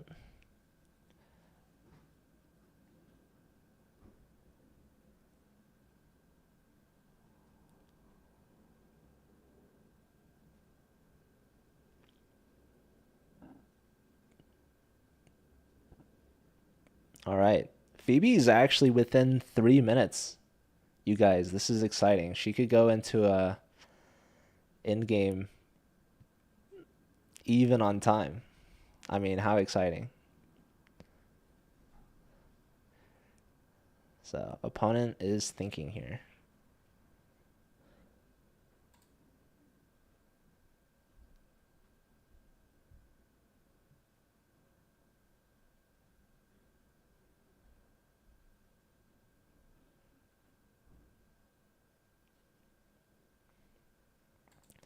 I'm being told if I refresh my board, the eval bar will work. But I'm not sure if I refresh the board if I'll have all the analysis saved. What do you guys think? Do I gamba or do I just live without the eval? Refresh gambit? How bad do we need this eval bar to show that it's, I mean, look, I could turn it on broken as it is and it's basically right. I mean, if I didn't point it out, would people really notice? I mean, I guess people did notice. But would people really notice? Who pointed this out? Was it Sackmany? Yeah. Switch it off and on. That was the first thing I did. Um, but yeah, I have a hunch that if I refresh, it'll lose everything. Um, and that's kind of a big risk. My knowledge, maybe. It didn't show ratings in games. Okay, so the knight on e7, it's back to c8. So the knight started on b8, and now it's on c8. So it has moved one square. And I guess it's going to b6. Unless the bishop wants to move, the knight wants to go to e7. Maybe. A lot of knight moves. But Phoebe, she's only down 2 minutes. Maybe she plays a quick move here. Who am I kidding? Sack Mini has the notation. All right. Should I assume that's the right notation? Should I try the refresh? Am I going to risk it, guys? Risk it for the biscuit? Here goes nothing, I guess. Yeah, I lost it all. But the eval bar works. We can do a poll. Too late. Let's see if I can do this game from memory. I might need to take a second here.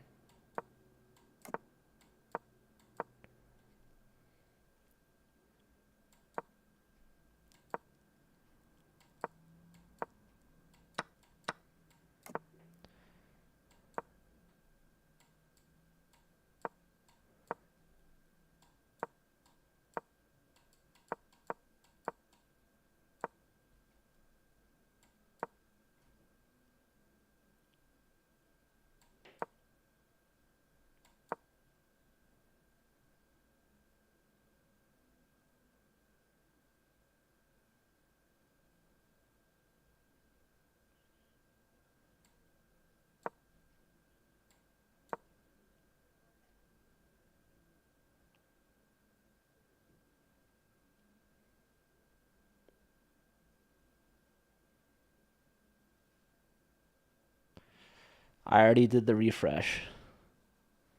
I'm like trying to think of it from memory. I guess I gotta look at Sack Mini's thing to double check myself.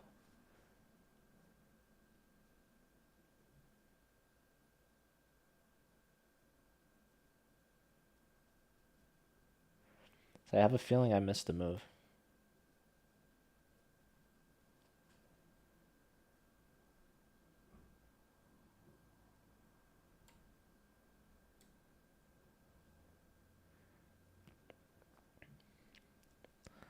Some passive play today. Well, we're about to see something's gonna give way here. The players are gonna push through. I mean, black is taking a lot of space on the queen side. And Phoebe's still trying to maneuver her pieces. So, hello, Ross. You're betting I get it right the first try. I'm like second guessing myself here. I'm gonna double check. Always good to double check. Okay, we have a move from Phoebe. A capture. She trades knights. So I guess black should take back the knight pretty quickly.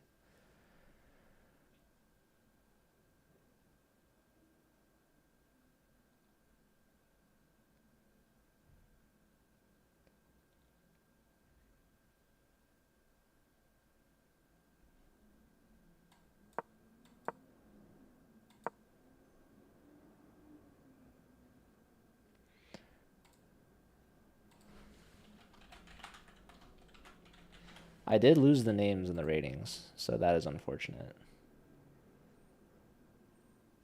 Hold on. I had them pulled up. Phoebe is 1673. And her opponent is...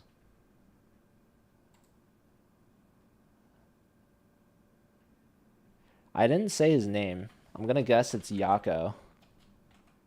but maybe it's not. But I'm gonna guess it is.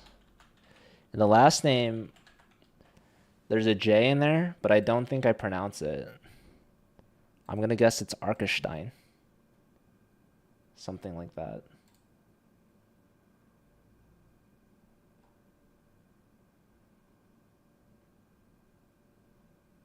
Apparently he's 1747.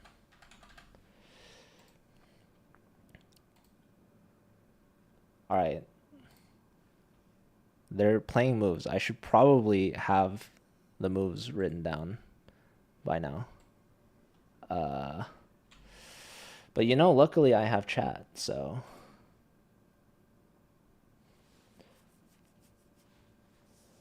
For knight bd2, c5, d5, knight e5, captures, right? Wait, that's not right. She plays bishop e2. And then they did a lot of captures. So there was knight back, and then capture, and then probably capture, capture, and then another capture. Do you guys think this is right? And now Phoebe's turn. Did I do it? Yeah, the eval bar's working, by the way. So many issues. All of it to be blamed on me, as is tradition. All right, Phoebe's played knight to f3. And look at that. Her bishop's opened up. Phoebe has a connected pass pawn. She's got a tempo on this pawn. She's one move away from connecting her rooks. Opponent 2 moves away from connecting the rooks. Doesn't even have a connected pass pawn. And Phoebe's only down 5 minutes on the clock. I mean, this could be very well setting up for perhaps the smoothest victory of Phoebe's tournament career. All right, take care, Pringle. Good to see you. Joe's getting fired for sure. Honestly, yeah, I was just thinking the chess world really doesn't have that much to offer, you know, if I'm still commentating for people. Like that's a shame. Okay, 73% said go for it, and UDM 1567 even contributed 800 channel points for it. All right, F6 on the board. Ben Feingold, is he still commentating for Dina right now? Someone check on him, because F6 was just played, so he might not be feeling too well if he catches news of this. Nobody tell Ben. He played F6. There's only one Pia. It's true. Dina won, I believe. Okay, so Feingold might be tuning in right now. Anyways, I think eval bar worked now, and I have the names and the ratings, and I think they're right, and I think the position is right. I lost all my lines and variations. Wait, is that even true? That's not even true. I accidentally put knight takes e5. Hold on. All right. So I do have one variation that survived, and it was my blunder. It was knight takes e5. And look, the eval bar even agrees the Botez gambit's bad. So, all right. Only took me 2 hours and 10 minutes to get the eval bar working. You're a good dancer, Hans. Is that you or is that Danny?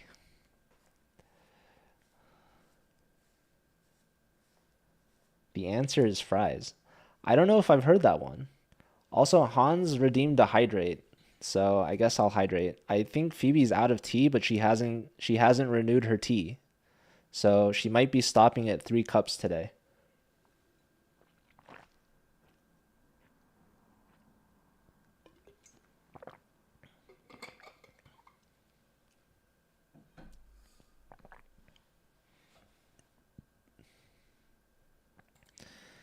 Anywho. Alright, Phoebe, she's spending time, so her opponent played fairly quickly.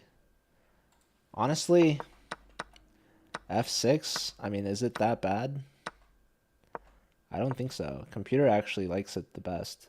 Computer said b3. Maybe the Fianchetto. Also likes a4. So here, now f6. And now this knight, I mean, I figured the knight could go here.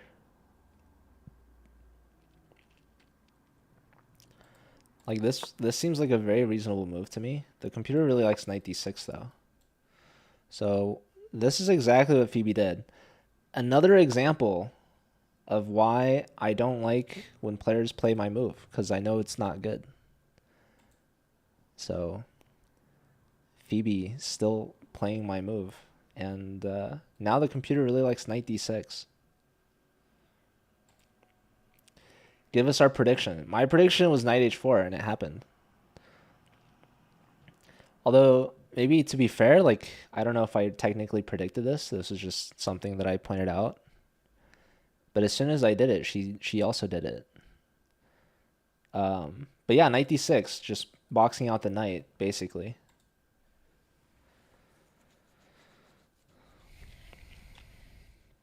Why does this look like it's in a janitor's cupboard? Honestly, I've seen where she's taken the phone after the interview or during the interview, and you know, sometimes it does seem that like that. You missed the view last time. Last time they had a window behind them and a view of the street, which was nice. But not this time. This time we get the you call that the radiator? I don't know. The heater? I'm guessing that's the heater or something. Anyways, hello Vindictive. Hello OK Pickin'. All right, knight d6 played, top move. And now our knight maybe not so well placed. It's the radiator in the UK. Call me OK or pick. Okay, pick. Who are we watching? We're watching Phoebe. Yes, it's an over-the-board tournament. She's playing every Wednesday, every week, but it ends next week. So this is round 6. Her last round will be round 7 next week, and that'll be commentated on her channel as well as Agna's channel. So I will not be commentating. So this is my last round, potentially ever, for Phoebe at least.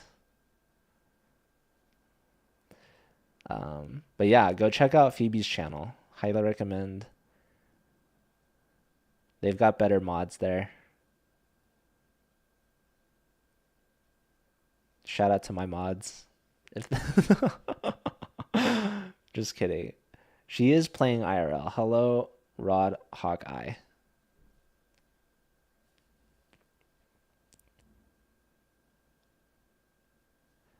How many chats are open? Just these two. I'm technically also streaming this on YouTube.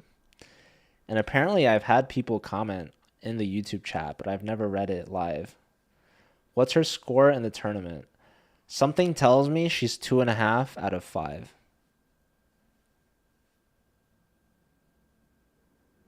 Ah, so she lost her first one, won her second one, and then drew the next 3.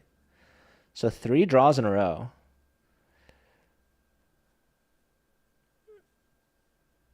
I'm not sure if that's the most likely result in chess. I guess it depends on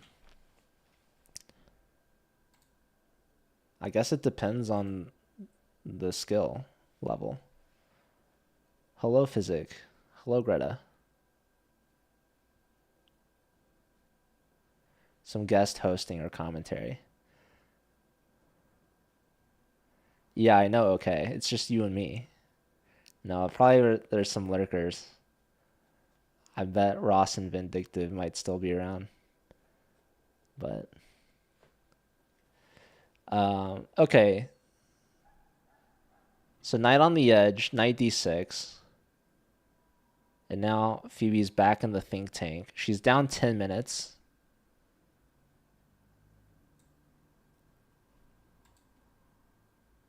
Chess is a draw after all. True.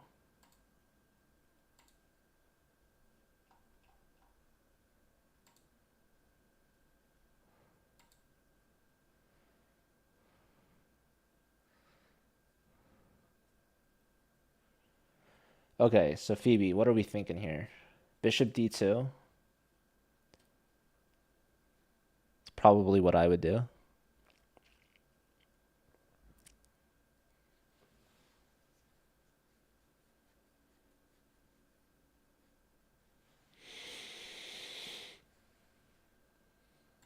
Just connect the rooks, why not? I mean, it's not like the best place for the bishop to go, but it's kind of the only place for the bishop to go. So you want to think of long-term plans, right? Like, where do the pieces want to go long-term? And she's bringing her queen up to f3. And now I was wondering, like, the knight probably wanted to come back here at some point. That's why the knight to h4 wasn't great. I think Phoebe's still going to insist on knight f5, probably. But now computer likes black to play queen d7, which essentially just, like, we never want to take with the pawn because now our d pawn becomes very weak, right? So maybe Phoebe was worried about the move f5, but black can still prepare for it. Queen d7, connecting the rooks. And computer also interestingly likes the move c4.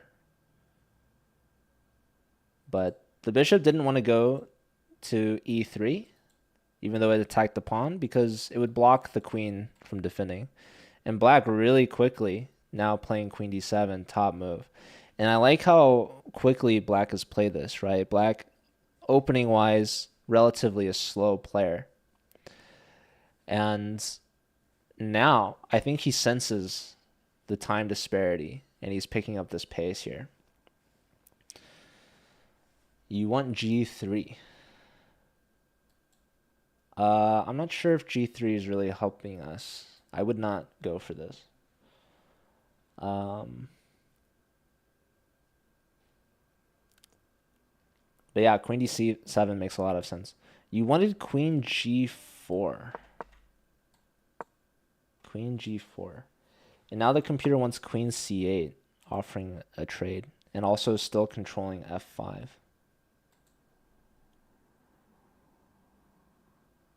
You don't have a stream image. Should still be developed the bishop, no? Okay, so in the game, queen f3, queen d7. Bishop d2 is still good. I think bishop e3 now makes sense because the queen defends this pawn, right? So if we played bishop e3 now, we just drop the pawn. So this is another potential idea why queen f3 was played. So she can bring the bishop out to e3 now. A little bit more aggressive, putting pressure on a pawn. Yeah, also, like, moving the knight, we free up the f-pawn, so that was another idea. We didn't want to go f4 right away, because capturing, maybe we walk into a fork, but we could trade off on d6 first. And then the knight on f5 would just be an absolute beast. But, of course, black doesn't have to take. And this does weaken our king, right? The computer really likes c4, and this opens up potential attacks. But, yeah, I mean, you can see there's so many different lines, sidelines, variations, calculations. There's a lot of reasons why Phoebe spends a lot of time. She's thinking about a lot of these things.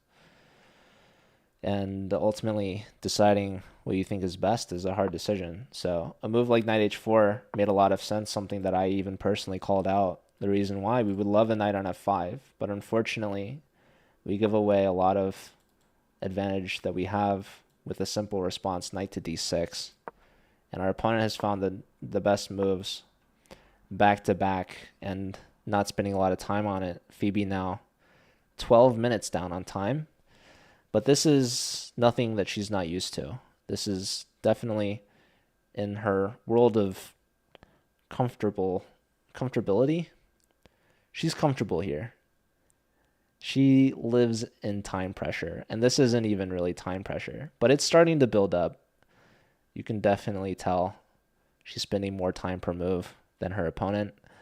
Her opponent's still playing the fairly obvious moves, right? Like, I don't think black's position is anything necessarily to write home about, but the last moves have been fairly obvious to play, right? Knight d6. This is probably black's worst piece. Develop the queen. Queen d7. Pressure on this f5 square, which is a big focal point in the position, and connecting the rooks, right? So the play has been fairly obvious. These last two moves from Phoebe, she should have brought the bishop out, developing and connecting the rooks. So, and the problem is her bishop didn't really have a lot of options. So that's kind of what made bishop d2 top choice, is that it was kind of the only bishop move. But as I was saying, Phoebe wants a long-term plan for where she wants her pieces. And the bishop, it's not very clear where it wants to go. Like, you're not really going to go to these squares, because here, like, you'll probably get trapped. Here, you can get kicked. So, yeah, we're going to have to figure out a way to break through this pawn chain. And, like, to be fair, this bishop's not very great either. It's blocked in by its own pawns. So Phoebe plays the move b3. This is one of the top recommendations. She's looking to fianchetto the bishop. And so, yeah, she just didn't like it on d2. And now she steps away, and she doesn't take her t with her. So perhaps now the p break, as someone alluded to earlier. That's what happens when you drink a lot of tea. But she's got to go before she gets into time scramble, time crunch, and can't leave the board.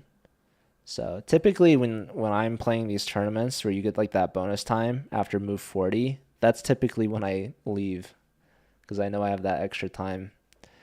But I drink a ton of water when I'm playing, because, like, what else are you going to do? You just hydrate. And that's just how it goes. So, yeah. Still speculating whether or not she'll get a fourth cup of tea. Maybe we do a prediction. The tea gambit. Yes. Oh my goodness, John Bartholomew with a huge raid. Hello and welcome, John. You might have been expecting Phoebe. Unfortunately, Phoebe has left the board, but she will be back soon.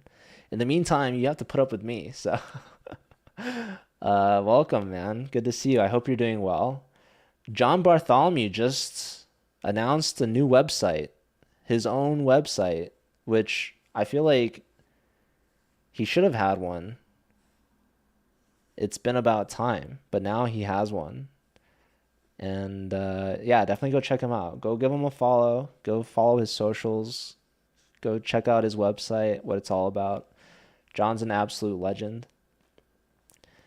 Hello, Frank. Thanks for the 10-month sub. That's huge. JoeBruin.net. Not happening anytime soon. In fact, it got timed out, probably for good reason. Hello, Mate in China. I don't know if John's ever rated this channel before. It's showing it's his first time message. But fun fact about John Bartholomew. Actually, John, this might be a fun fact for you too.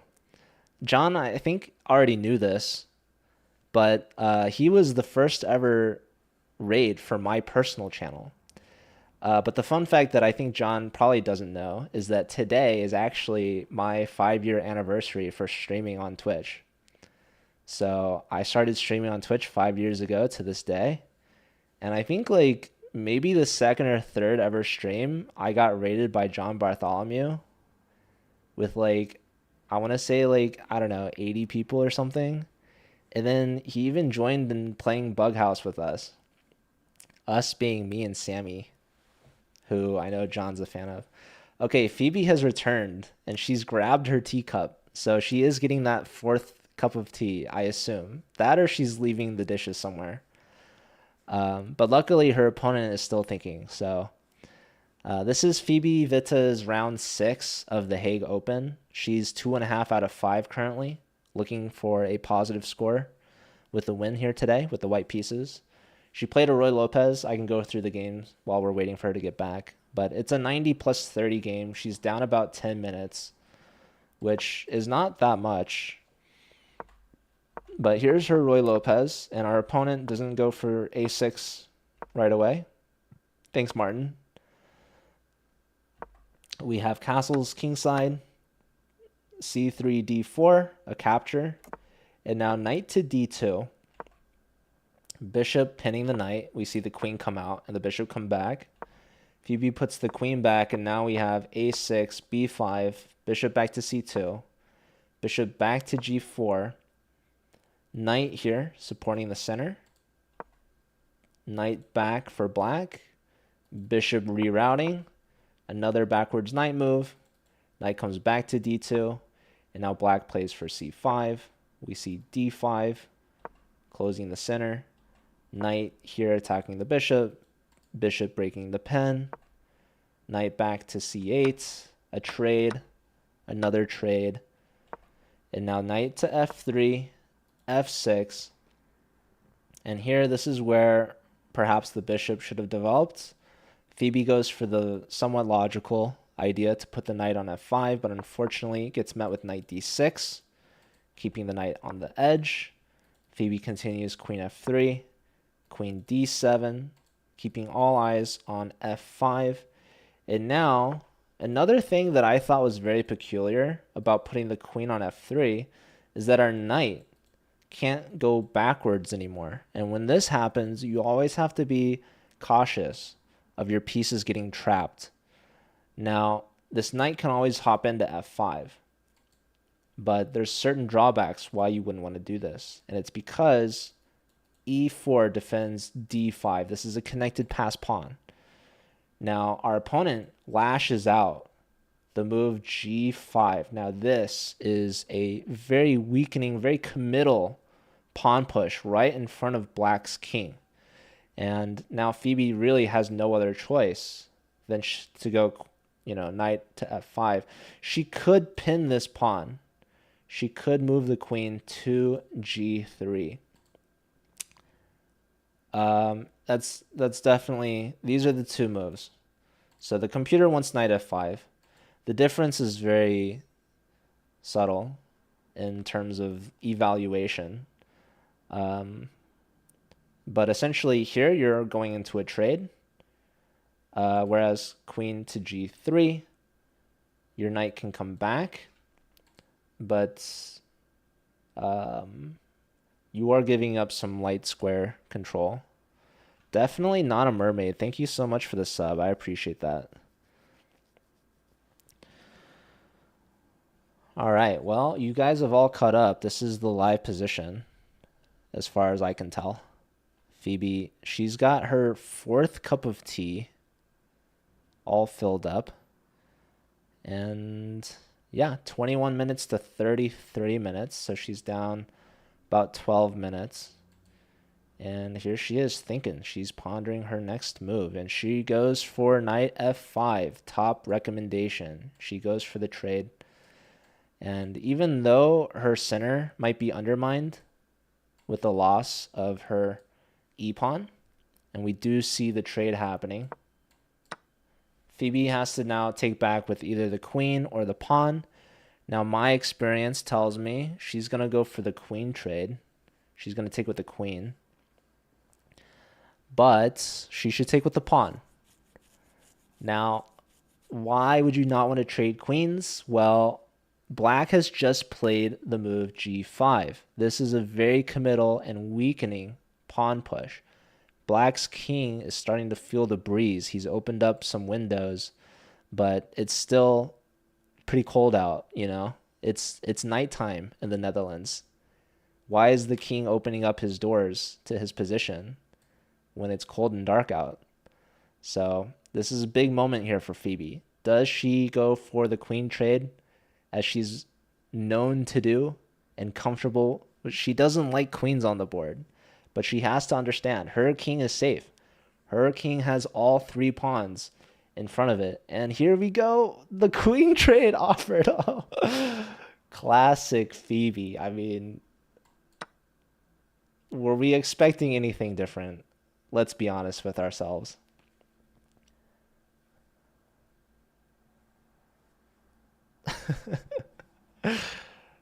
Now, it's possible our opponent declines the trade, but uh,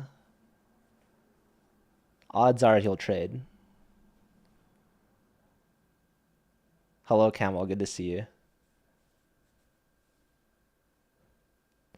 But yes, she.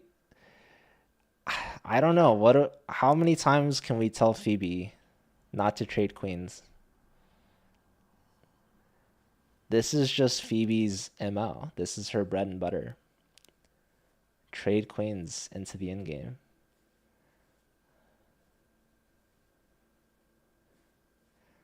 Um, and yeah, I'm not her coach, so I can't really comment too much. But I am her commentator, at least for the moment being. We might not have me back anytime soon. But while I'm still here, I will use my dying breath to say she should not trade queens here. An opponent does trade queens. So taking back only move. She's played it pretty quickly. But yes, this king is not a happy king. You don't want like G5, she should be happy to see G5, right? Because now she has something to play for. Lots of weaknesses in the black camp, right? And you want to take advantage of the weaknesses by attacking. And you want to do that with the queen. The queen is the most powerful attacking piece. Now she's in an end game where, frankly, her structure, she's got a really weak d pawn, a d pawn that needs to be babysat by a rook. And it's not so like you could count the pawn chain, right? Black has two pawn islands, basically two pawn chains. White has, I guess, at least three, which isn't very good because the more pawn islands you have, the more weaknesses there are. Basically, the idea is that this pawn is no longer supported by another pawn, right? So, yeah, this structure just favors black, and that's another reason why we want to leave the material on the board. Not just the queen, but material in general. So, this pawn push is bad structure for the king safety, but when the queens are off the board, the king safety doesn't matter as much, and now the king is actually going to become an attacking piece and want to develop. So, lots of good reasons not to trade queens. I think Phoebe, at some point, I think she knows. I think she knows deep down. I think that she just chooses to trade queens because that's what she's used to. That's what she's familiar with. I think it's similar to like in this Roy Lopez when she put the knight on d2 instead of on c3. Because normally black doesn't make this trade. Taking on d4, allowing for the c3 pawn to push or to take. Normally the c3 isn't available for the knight. So, yes, of course, like same idea with the Botez Gambit. Alexander Botez, known to lose her queen, trades queens a lot for the same reasoning. I can't lose my queen if I trade it, right? You know, or if you're getting attacked by your opponent a lot, the queen is a very scary piece. But Phoebe has to realize that she is not one to be afraid. She has the safe king. It's her opponent that should be afraid. And that's why the opponent accepted the queen trade. Opponent was very happy to trade queens. We have another move here. Immediate pressure onto Phoebe's weakness here now. So Phoebe has to realize that she is the danger. Her queen is what her opponent should be afraid of, not the other way around. It's like when people are afraid of like animals in nature or like bugs, like we're oftentimes scarier than they are, right? For the most part. Like sometimes it's very much wise to be afraid of nature. Uh, but like a lot of times if you just kind of stand your ground and don't, you know, I don't know where I'm going with this. Uh, but yeah, my advice, Phoebe shouldn't be afraid. It's her opponent that should be afraid. Like she should really try to aim to punish this G5 move. Only blame 264 times. Yeah, frankly, deserving a lot more.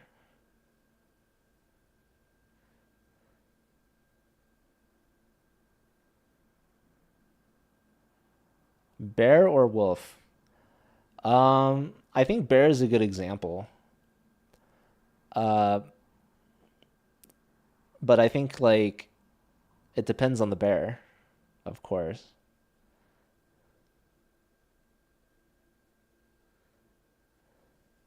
Yeah, or it could be Bayorn.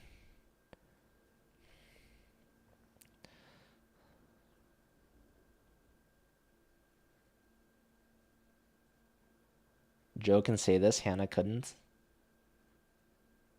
Snake is another good example. Who is more afraid? Yeah, rook here. I mean, this is just a really easy end game for black to play. Um, the plan is simple. Like, yeah, whenever you have an isolated pawn, typically the side that controls where the pawn can push is more comfortable. Right now, black is very much in control of this pawn. So, like, if we compare the position with the queen's on still, queen takes, like, if we play this same move, rook d1, of course, right? And the plan might be the same for black to just attack this pawn.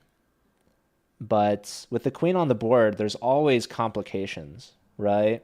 There's always tricks. Phoebe can play, I mean, she could really, who knows? Bishop in. Um, so she always has that king safety factor with the queens on the board, right? Weak king determines a lot in the evaluation of the position with the queens on, right? With the queens off the board, even with the weak pawn, like this king now can enter the position and become an attacking piece. So Phoebe's played rook d1. There's really no other move. So, and now we could see rook a c8. Phoebe still has to get the bishop out. How do I make it so that the names appear without a background? I use a chroma key filter on OBS. So pro tip to any streamers out there or aspiring streamers.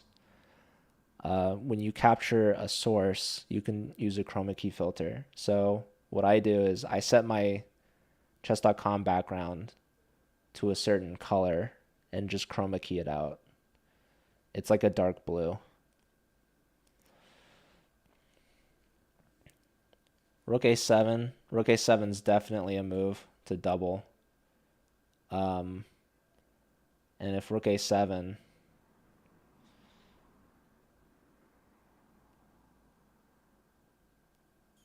Phoebe might have to try to go for counterplay. I'm not sure if there's another way to defend this pawn.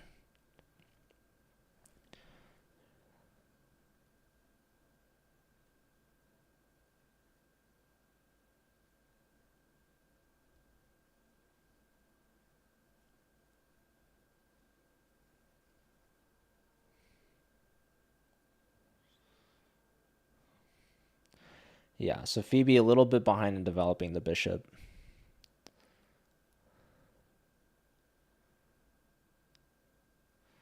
But bishop's going to come out somewhere. Probably here makes a little bit more sense to just put pressure on a pawn. Going here, you're kind of biting on granite, so to speak, as they say.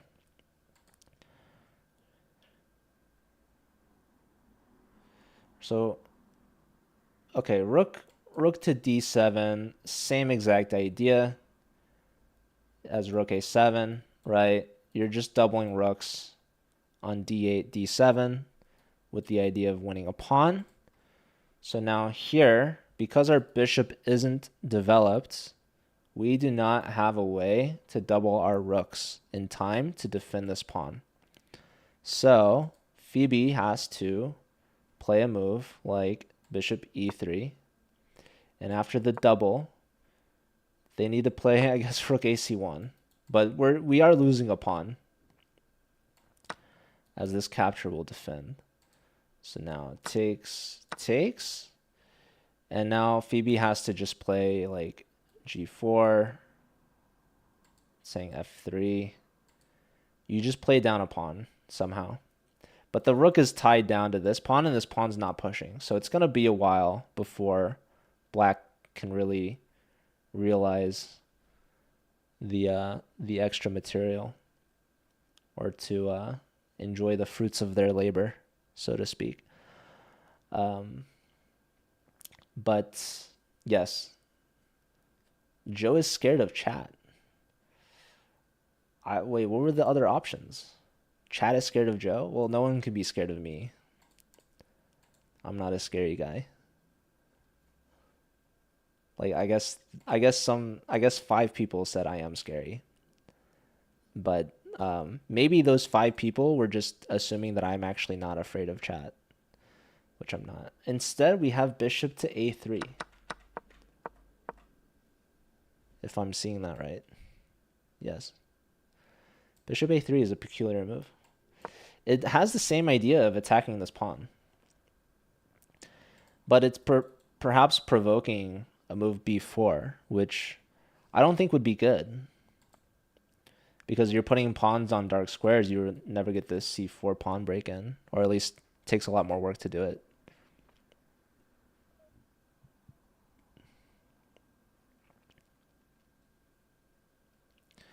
Yeah, this is still very much drawing territory, but obviously much more difficult for white to play. And about 10-minute time advantage for black as well. So yeah. And we do see b4 being played. And interestingly, the computer wants the bishop back on c1. I'm expecting bishop b2, I think.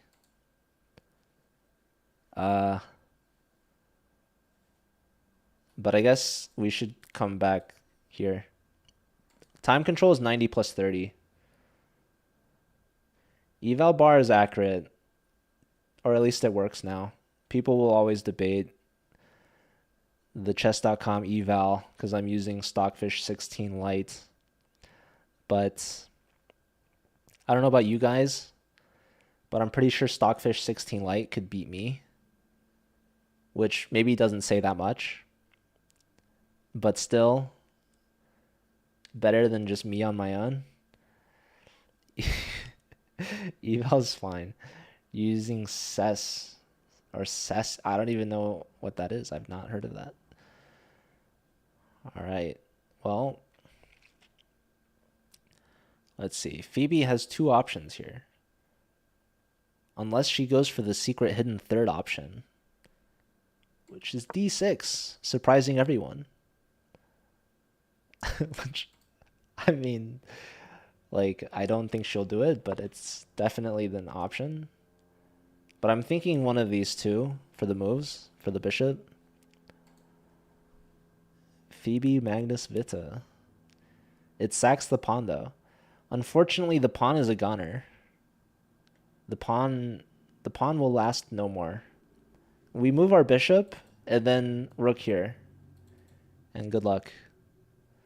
holding on. So, at what ranking is the eval bar relevant? Um, I'm not sure what you mean. Like, you mean like beginner games, like the eval bar doesn't matter because like they'll never play the good moves? I mean, it's always going to be relevant for, viewers to understand the position, right? Like myself included.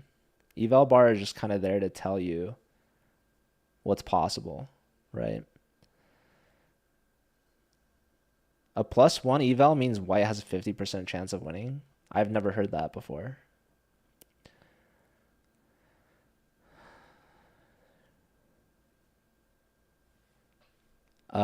Okay. Phoebe has played the move bishop back to c1. Top recommendation. So she's induced b4. Even though, yeah, rook's doubled now.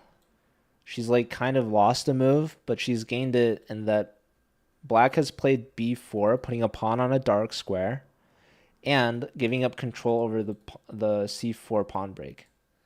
So bishop back to c1, our opponent doubles fairly quickly, and now Phoebe needs to play bishop to e3. Also, Phoebe might go for like some a3 idea and try to get counterplay this way, but I think she really needs to connect rooks. How can they play so late? Hello, Toth Kinchu, if I'm saying that right. I'm probably not, but shout out to Toth. Also playing a lot of over the world. She's also commentating for Reykjavik, for Zach, the Chess Nerd Live. She's also moderating for chess.com. She was also on a podcast recently. She's doing it all. Go follow Toth.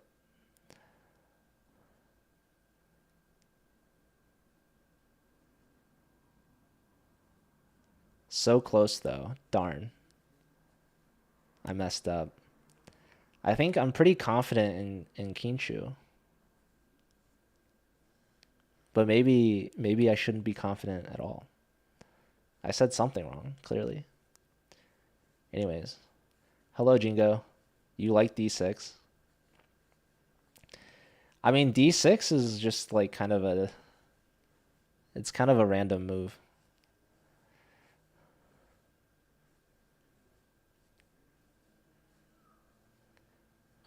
Yeah, if only our king was on one of these two squares. King here would be the best move, probably, or here. Phoebe's good, but I don't think she's that good. She'd be OP. She'd be better than Magnus. I don't think Magnus could even do that. Yeah, Phoebe spending some time now. She's gonna have to pick up her pace. This is where the excitement begins. When the moves have to come in.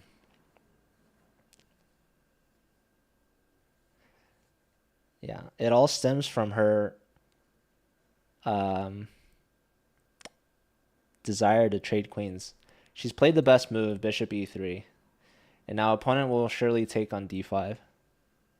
Although they don't really have to rush into it. So even though she's losing a pawn, eval's only minus 0.5, which is signifying that there's compensation, right? So black is up a pawn, but they don't get the full value of the pawn because the position's not that easy, right? So like, for example, c4 is a tough move to play. Hello, reading Geo.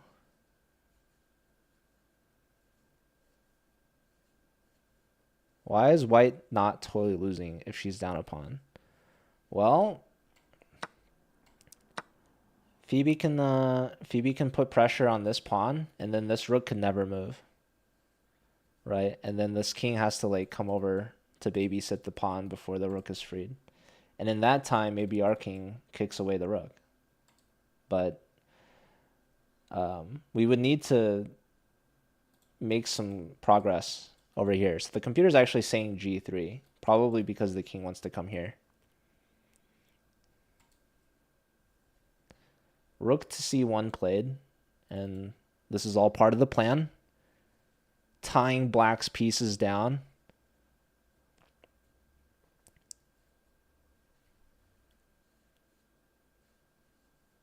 Are we going to have time for g4? So are you saying black is going to play g4? That'd be an interesting move. Is Phoebe out of tea? She is. She finished her tea. Her 4th cup.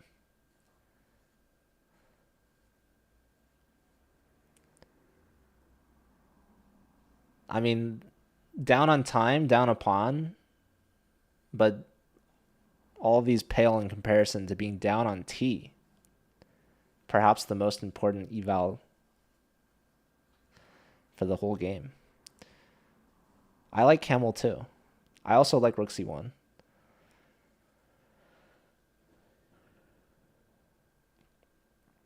Yeah, g4 I think is a decent move for white. Phoebe for t0. Phoebe's crushing the t. The t-val bar. All right. I got to get the puns in while I can before I never commentate for Phoebe ever again. So, you got to go, Sackmany. All right, so black wisely bringing the king into the game. This is one of the luxuries of having no queens on the board, is that the black king can play. So, if there was still a queen on the board, maybe h7 could be a target, something like this. Or like queen just comes in with check. And then the king's like, what the heck is he doing over here? I don't know. But yes, the queen trade. And now we see king f1. Now what's tricky about the king here is we can never really cross the d file. So king f1 though was one of the top moves. g3 to play here and here. But technically you could get to f3 in the same number of moves. So we see king to e8. So both players, they understand the assignment, basically. Bring the kings into the center. Collision Junior. I don't know what I did to deserve your appreciation, but thank you. I appreciate you being here.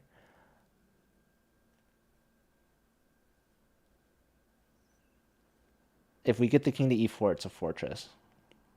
Results today, poll in chat. Let us know your thoughts. Can she hold? Let's see. I'm assuming she's bringing the king up, which she has. So the king is beelining it for e4. Man is on the run. He's got a mission.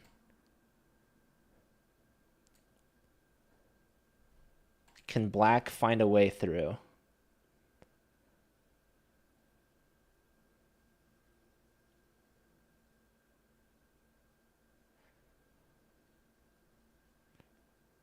Hello, Sam. You lost your game. Force main 7. Darn. Sorry to hear that. Yeah, there's all these pawn endgames where it might seem obvious that one side is winning. Or they're just like, okay, this side's up a pawn, so they're the favorite. But if they mess up, which is very possible, then the tides can turn just like that. There's a lot of weird end games where, like, if you could, you would just remove your pawn from the board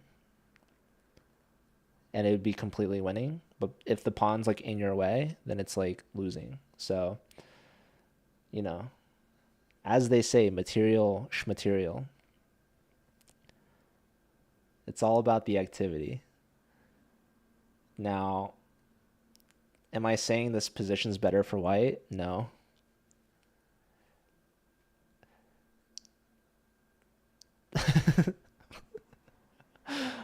But there's always a chance. There's more to that statement. There's always a chance. Our opponent could mess up. Um, it is their turn, so I'm expecting king d7.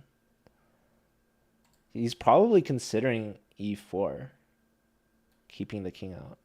But this then creates a weakness that Phoebe can then target. Just like how the pawn on d5 was a weakness, not protected by any of its pawn allies, pushing this pawn might be what he's considering right now to keep Phoebe out. But all Phoebe would have to do is get the king to attack it. Or probably just a rook lift, honestly, would be the most direct way to do it. Rook lift, rook here. Most people voting for a draw. Martin contributing channel points for it as well.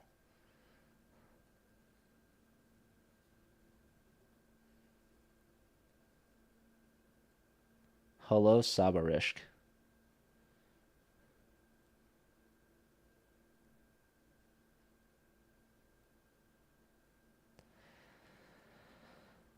But yeah, bad bishop right here.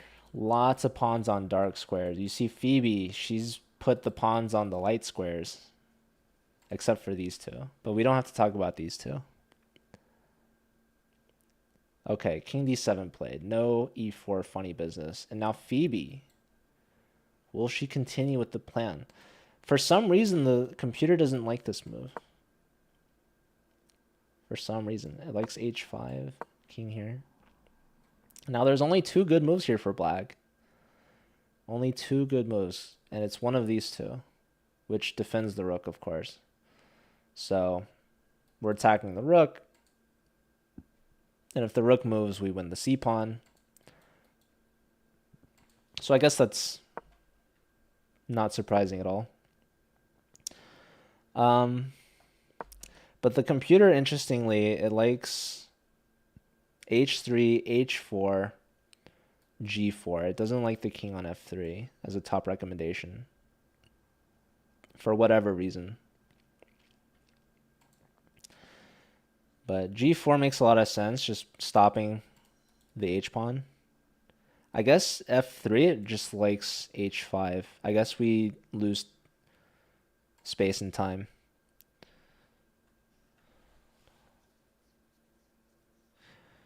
You're bored, so you came here. Thank you. Glad I can help with your boredom.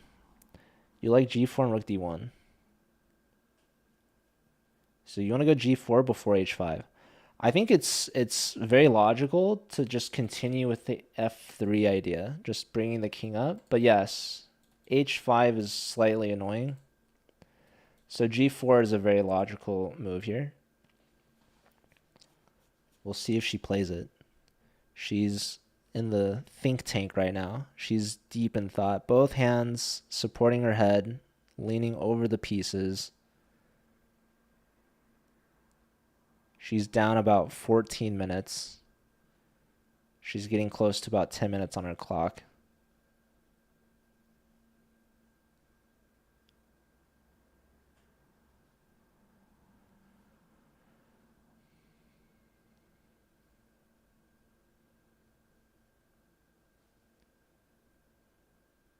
She's looking for a move. Here she goes. King up. This was honestly to be expected. Now, in the same vein as Phoebe continuing the king push, the computer wants h5 for black.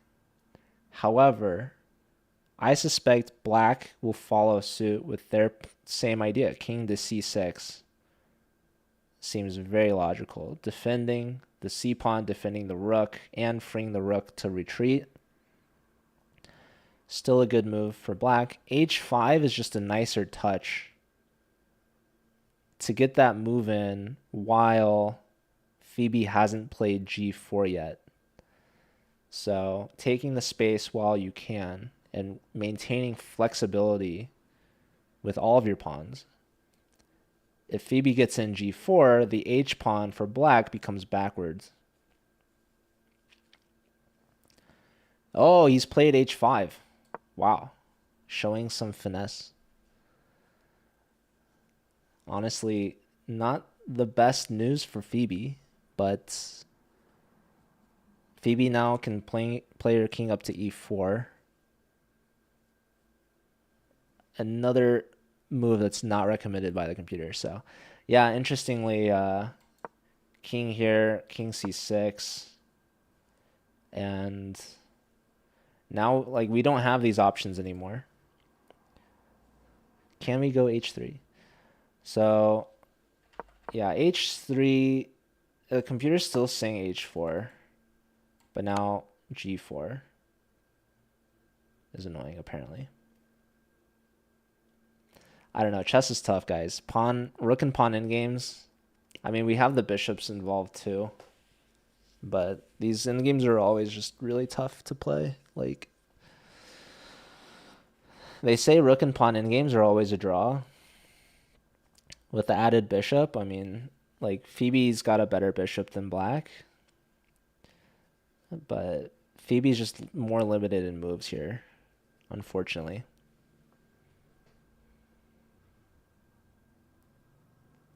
Yes, rook endgame's always a draw. So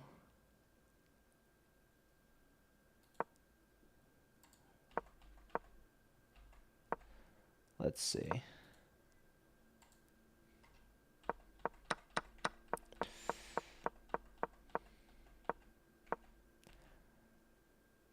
This is what I'm expecting. Phoebe is yet to move. So I'm expecting king to e4. Computer was calling for h4, g4, then king e4. So yeah, I'm not expecting this from Phoebe. This is not really a Phoebe move. But maybe she does it. I don't really know what that means. Which chat is he reading? I'm reading both chats poorly. But okay, king e4 played as expected.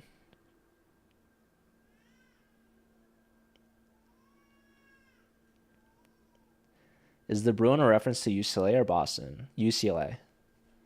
Although I am a hockey fan, but I'm a Blues fan.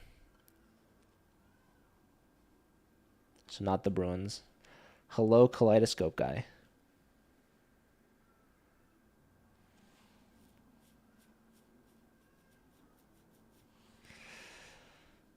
I did go to UCLA, yes.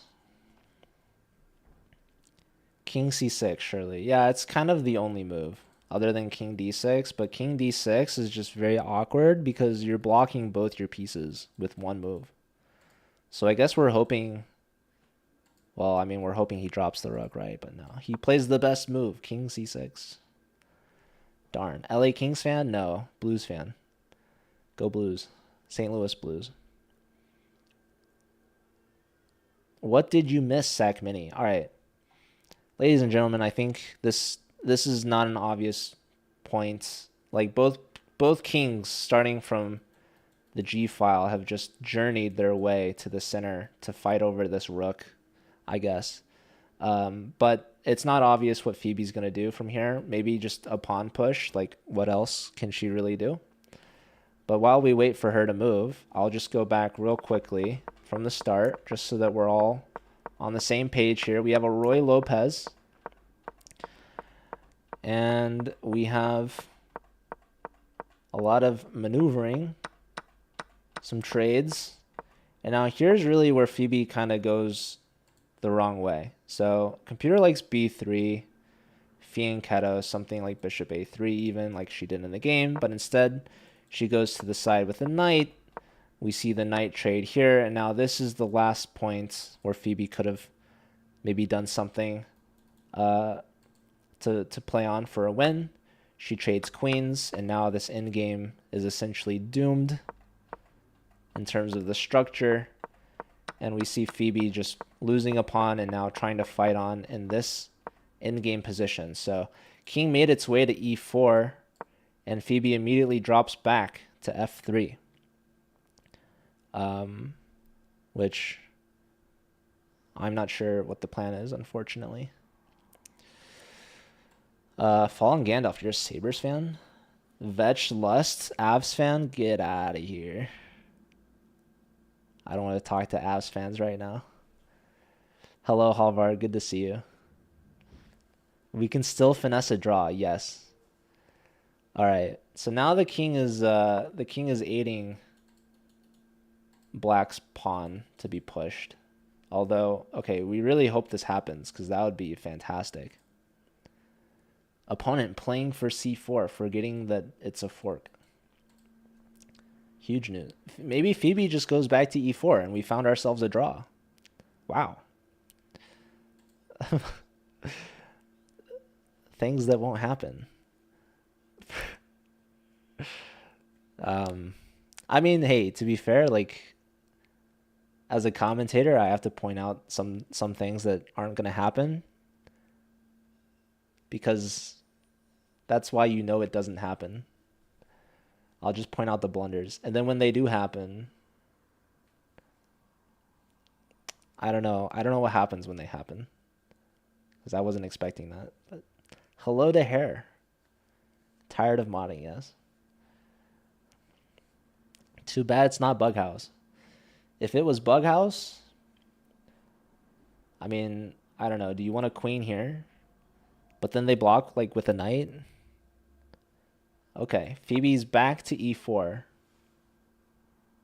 So opponent goes back. So essentially Phoebe's guaranteeing like at least the king won't be on b5.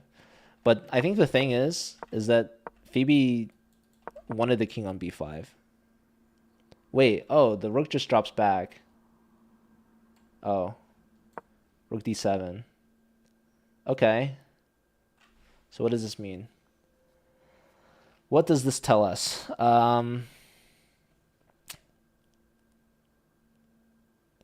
Phoebe's really got to push some pawns now. Time? Let's look at the clocks. 7 minutes to... I'm guessing that's probably like, I don't know. Is that like a 19, 18? The king is in the way. I wish he played king back to c6. Because then we could get a better view of the clock. And because Phoebe maybe could have gone for some sort of repetition.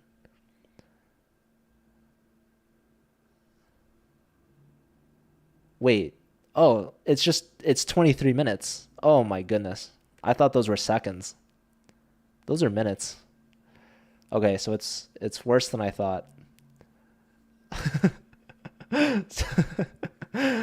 Okay, so she's got 7:55 and he's got 23 minutes. Yeah, I thought he was under 20 minutes and those were seconds, but he's still over 20 minutes. Okay. So pawn is pushing. He's just played a5. So g3 from Phoebe. She's pushing pawns because what else can she really do? I mean, maybe she goes for f4. But I suspect that's probably not good for us. Because, like, if we just show it, doesn't matter. Takes, like, we would have to take back with the pawn. And now they play g4, right? And these pawns are worse. And, I mean, yeah, life's just not great with this structure. So, ruling out f4 ideas. Maybe she goes for h4. I mean, ooh, she's gone f4. Okay. I will say what we're hoping for is takes, and takes. And now, I mean, bishop takes, maybe we're getting checked. King takes. I mean, we're still getting checked. But like, we're getting stuff out of the position, right? Like if they take here, oh, this drops that. Okay, so that's not, I mean, maybe we see this. But okay, there's more checks. I was thinking takes, like we can at least go for something like this, but okay, we're getting checked still. Um, yeah, f4, it's kind of a self-destructive move. Because we're just double isolating our pawns, so opponent doesn't have to trade. And even if they do trade, it's just life is tough here. So f4, e takes is played. Phoebe's probably just gonna take back.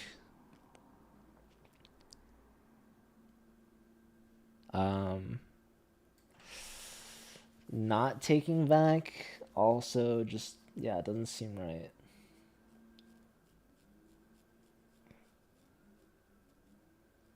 Yeah, she takes. And now this is really kind of black's choice. They could take, but they could also just play g4. And g4 just seems really, really not great. Why are they playing so fast? Because Phoebe's now low on time at this point.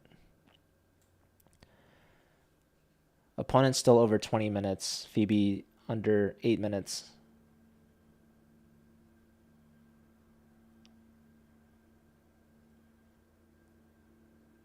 This is move 42. Expecting g4 from black. Trading is also fine. But yeah, expecting g4 for sure. Taking, I mean, if takes, of course there's this check. But I have a feeling that, like now, I mean, hey, we have a G file.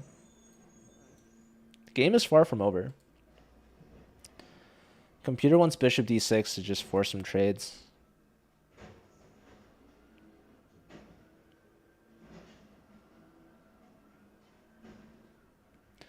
What's her chess.com rating? I guess we have a command for that. Stats, Phoebe Witte. So around 1200. She do be playing on Lee chess. Okay, g4 is played. g4. And the reason why this is better is just because you're not trading a good pawn for a bad pawn. These pawns on the board are basically barricading white's mobility. And g4 keeping the g file closed. I would say Phoebe's best bet, try to play an open on the h file. So by playing g4, there is counterplay here. Counterplay in the form of trying to pry open a lane for our rook to get into the game, right? Yeah, Phoebe got to 2,000 bullet because I think she beat me on like, I want to say like her third bullet game, something like that. So, yes. Phoebe's beaten me in bullet a few times, actually. Jingo's calling it out. Anyways.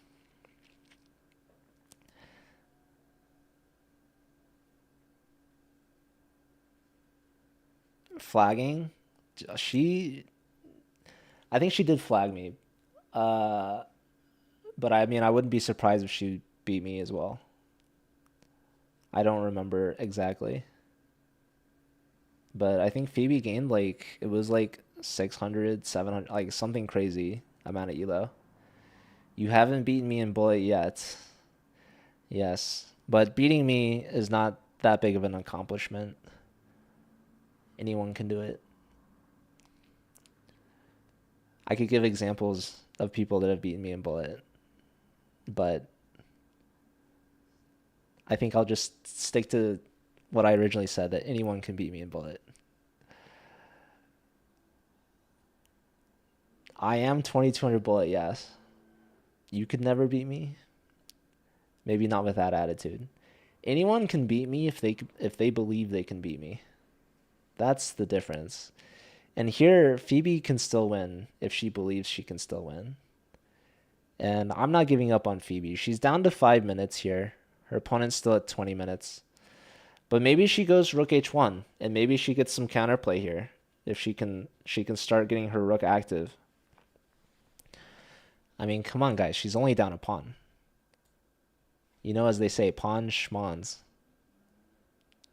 Who cares about the pawn? It's all about the piece activity.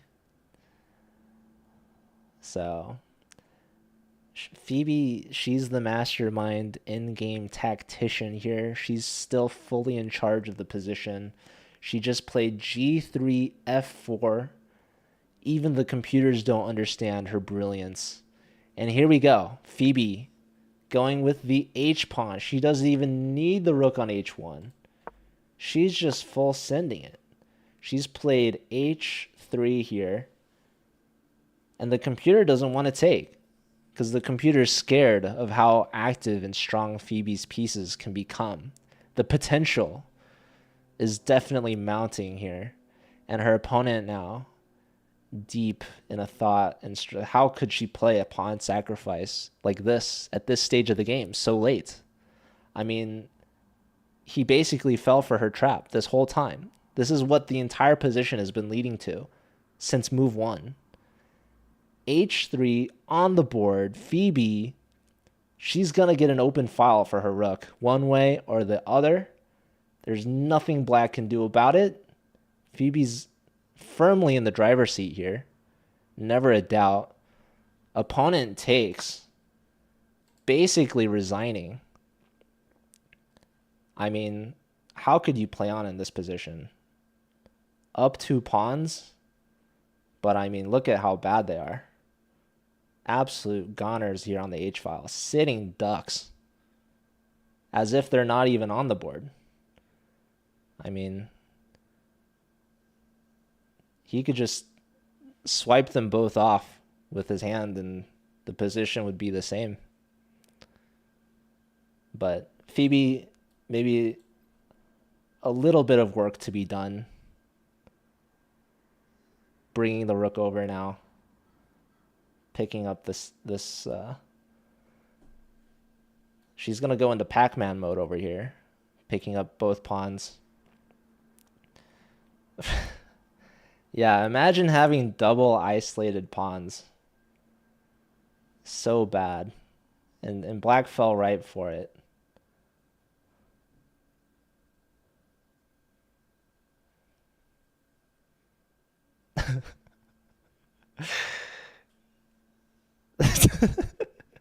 Okay.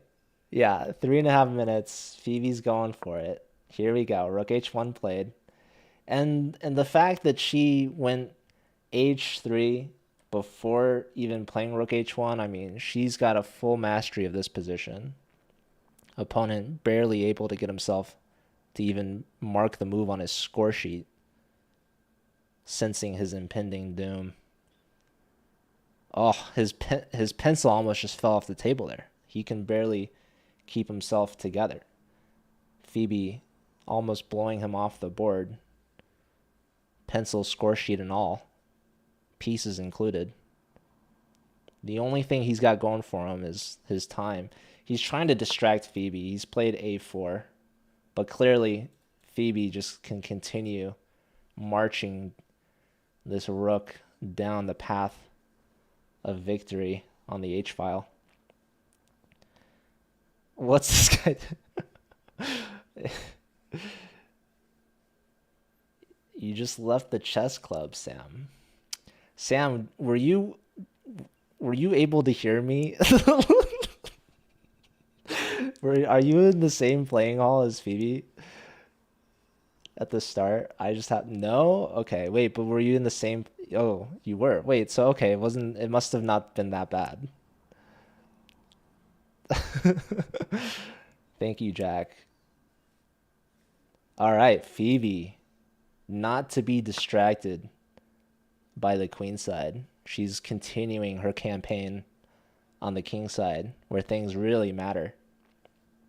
Pawns are dropping like flies over there. So Phoebe invests.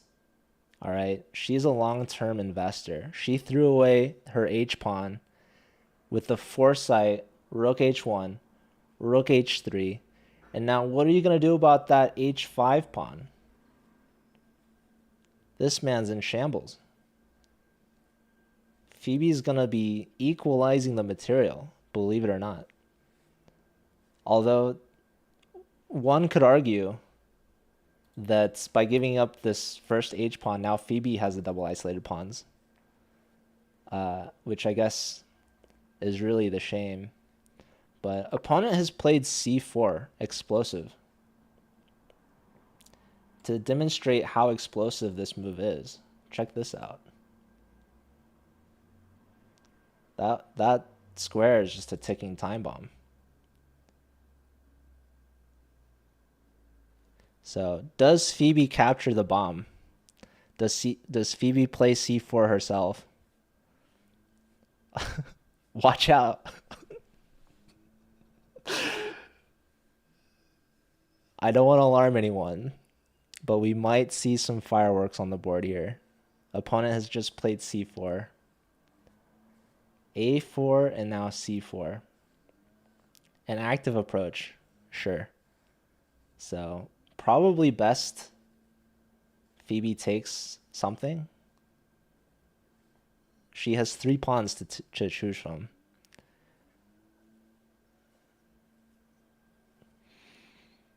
Redeem fireworks. Yeah, I can't do the... I was like thinking about it the other day if I could do the hearts.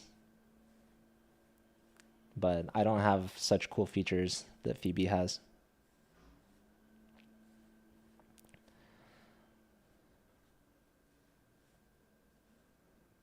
I do think this bomb, like if it explodes, it makes a noise. So I took my headphones out, but maybe you guys will hear it. So we'll see if she takes it or not. She might leave it. She might take on A4. Now, the computer says taking A4 is best, which is interesting to me at first. I imagine taking on C4 is better, but knowing what the computer likes, I do know that outside pass pawns are more valuable than central pass pawns in these endgames because it's farther away from the king. So taking on C4 invites the king in as well, helps box out our king. Taking on A4, king takes. She has taken on C4. Oh my gosh. Did you guys hear it? Did it pop? I don't know. I wasn't listening, but all right. He hasn't taken back, but I can only assume. You heard it? Oh my gosh.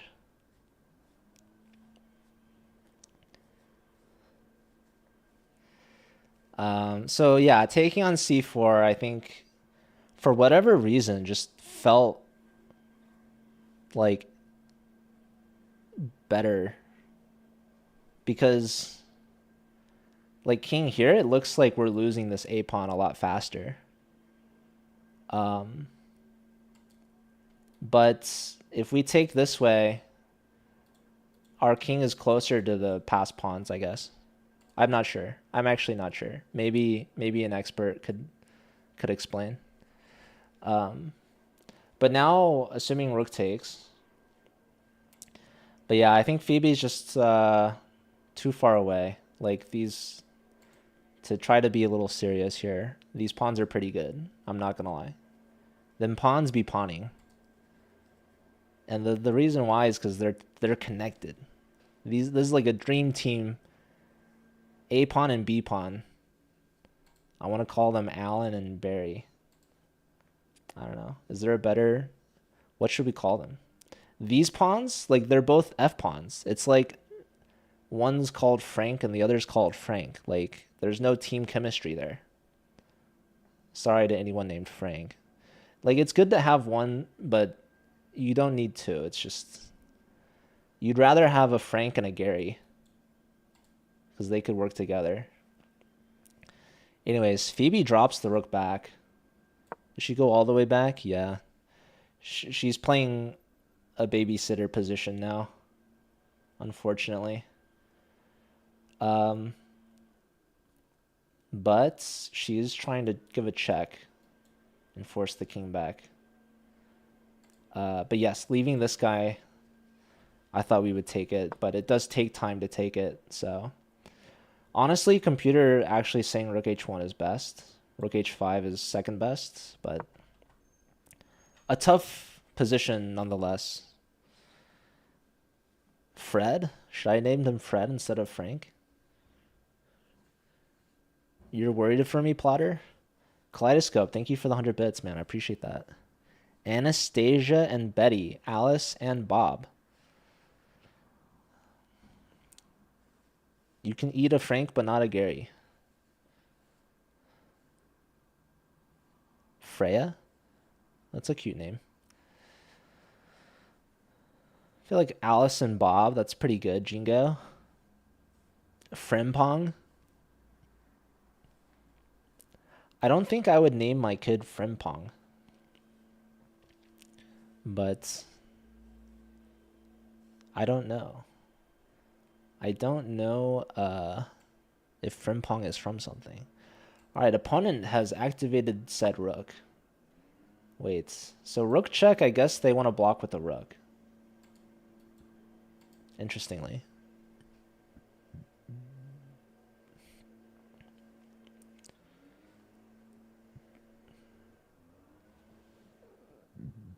Dutch footballer. Didn't know that.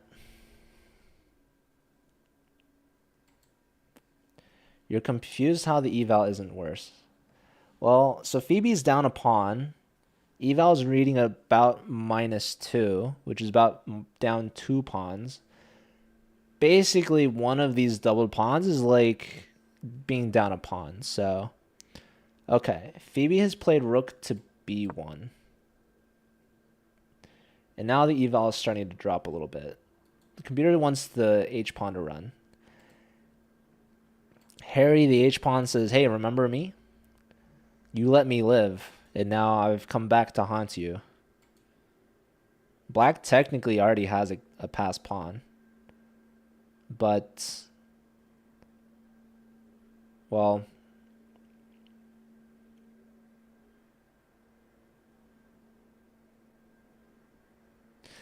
yeah, I don't know. She is very. Our opponent now is under 20 minutes for the first time, so we can get a look at the clocks here. 40 seconds to 19 minutes. So yeah, Phoebe is very low on time. She made that last move, I guess, with 11 seconds. So we'll see if opponent starts pushing that h-pawn.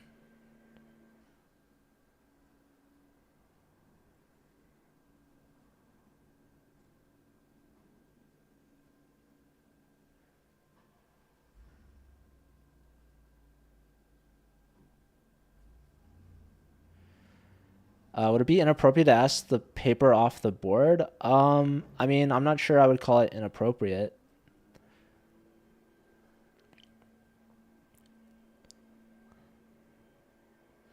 But I would assume it doesn't really bother her.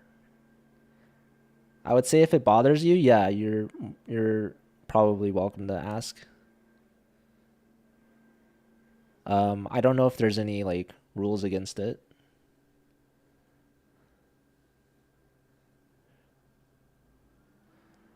All right, and now we see a pawn push.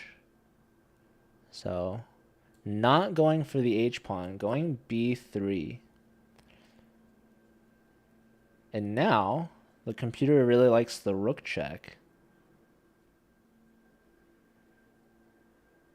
So, questionable move here. But Phoebe's got 15 seconds, though. She's got to check or she's got to take. Really the only two choices. She checks.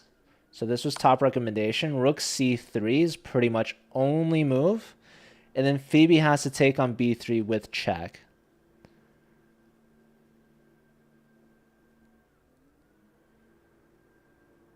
So, You see he's wiggling his pawn a lot. I think perhaps a sign of excitement. A lot of energy transferred into that pin right there. Did I say pawn or pin? Anyways. All right, he's calmed down here. The score sheet's slightly off the board now. But there's really no other move. Rook c3 is a must move. So she just has to decide trade rook and then take pawn, or take pawn and then take rook, or take pawn and don't take rook, which I think is probably best. So to show you guys on the board what I think kind of needs to happen. Rook c3, this is really the only move. Now, she should not trade rooks. She should take, pawn takes or king takes. Both are fine. So he's done and played rook c3. Now, this is a key moment for Phoebe. She's only got 30 seconds. She really needs to take on b3 and then bring the rook over. So if she trades rooks, it's good as gone, more or less, basically. Uh-oh. Yeah, I don't know, did I say that or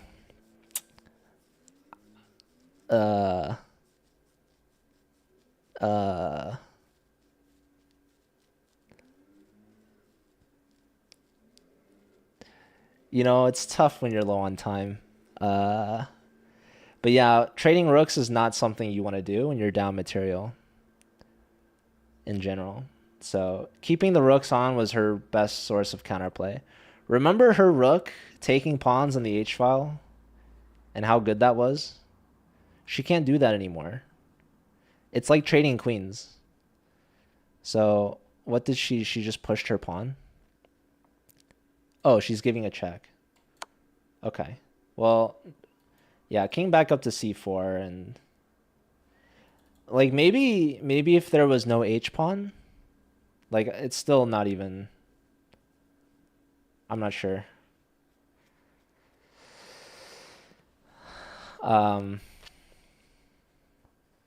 Yeah, sorry guys.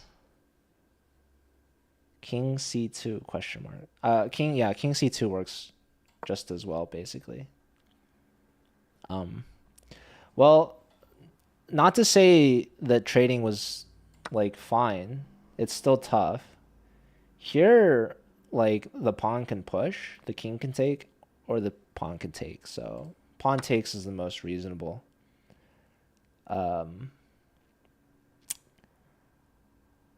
So I guess there's just gonna be like, I mean, maybe even just black plays like this. But I'll go back real quick and show you guys the difference.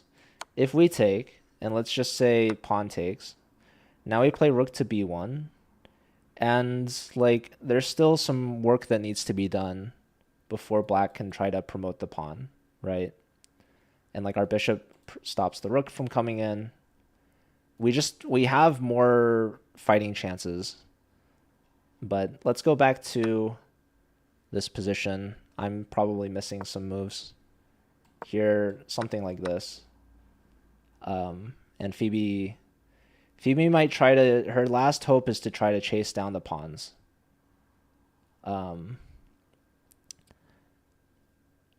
So not over yet, but definitely tough. Big screen so we can see the resign. Okay, now Martin. I know I just said it's basically over, but it ain't over yet. She's playing king f3. She's gunning for the h pawn. She's going for it. Honestly, black could seriously mess this up. How? I mean, they'd really have to seriously mess it up. But they can mess. Here's the problem is these pawns are probably like white. She's gonna get zigzwanged. Like the bishop can always just move, and like she's never really taking the f pawn is the problem. So it's gonna be hard for her to hold on to these guys when black can always just tempo her. Yeah, Frank. Well, They were both named Frank, but okay, we can call them Frank and Fred. Can she stalemate? The answer to that, Richie, is yes. She can always stalemate. That is always possible. But I'm expecting this. The king is just gonna mirror. Like, yeah, the thing is, I mean, yeah, here, like, there's here. Yeah. She's always just kind of a move behind. Like, she played Rook H1 instead of taking, which, like, the computer liked. Like, to give her some credit, Rook H1 was the top move. But yeah, if you take the pawn, then black is very close to queening. So now in this position, she's trying to box the king out. The king is just shouldering her king, and black always just has this pawn. So yeah, tough game.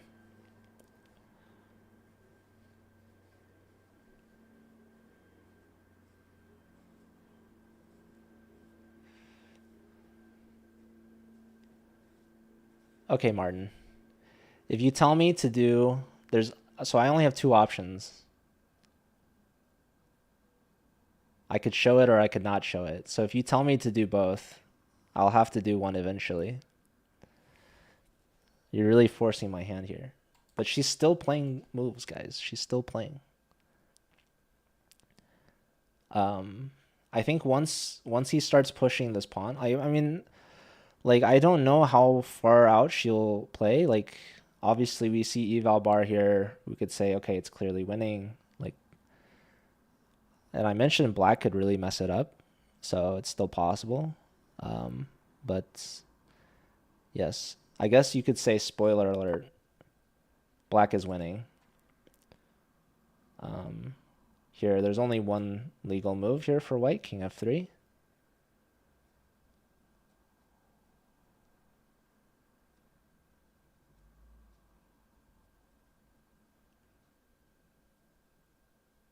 She's played it.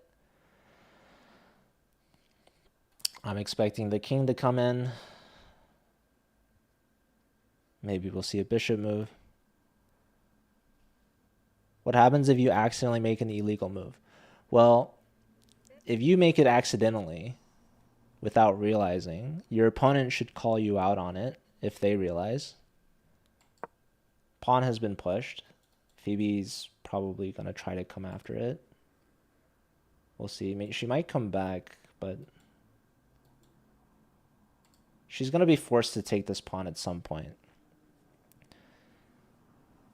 Is this the second chat? Maybe it's the first chat.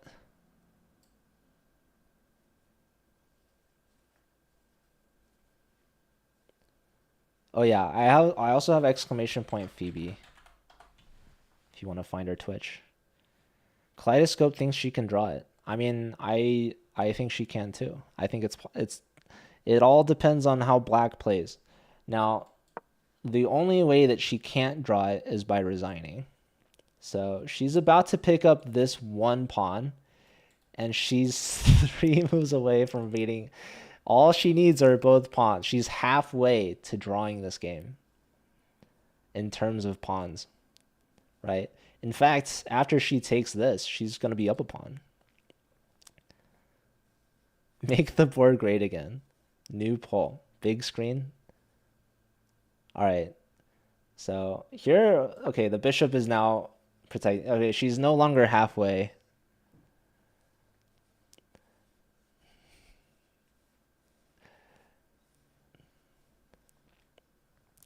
All right, you guys, we can finish out from here.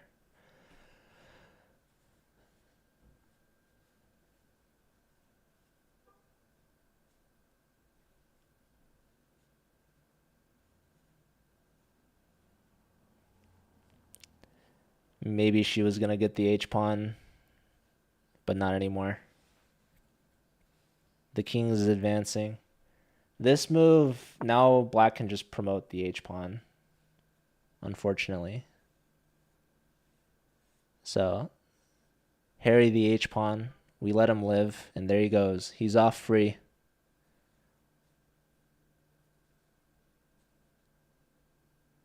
He's going to make a new queen, but Phoebe fights on.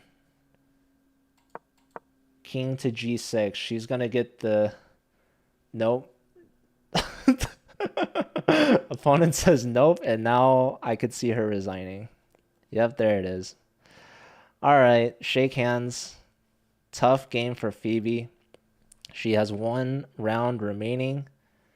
Round 7 going to be played next week, to be streamed on Phoebe's channel along with Agna's channel. Shout out to Agna. Yeah, this game, a tale of perhaps trading queens too early. I think after the queen trade, it was kind of no real chances for her. In the end, she went for this interesting f4 idea, and it ended up not quite working out. So props to our opponent. He played a solid game, and we see them exchanging some pleasantries, maybe some slight analysis. But shout out to Phoebe. She came, she gave it her all. Despite my best efforts to distract her from the start, she powered through it, played a strong game, and then she just her only weakness, trading queens, cost her this endgame. Because once you get to the endgame, that's just a really tough position to fight with that isolated pawn. Any more games analyzed in this stream? Well, chess cats. We're gonna do an interview, so don't go away just yet. We will have a chance to tune in and hear some of Phoebe's thoughts. If you guys have any questions for Phoebe, put them in the chat. We'll try to get to them. And probably Phoebe will do a little bit of analysis as well over some of her thoughts.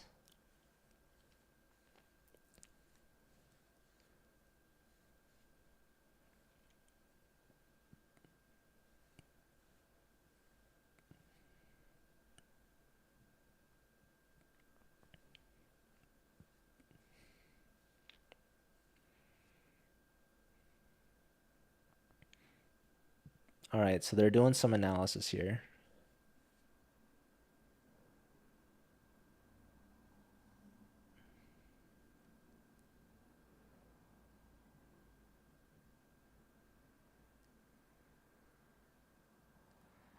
Reconstructing the position. What are they trying to go for?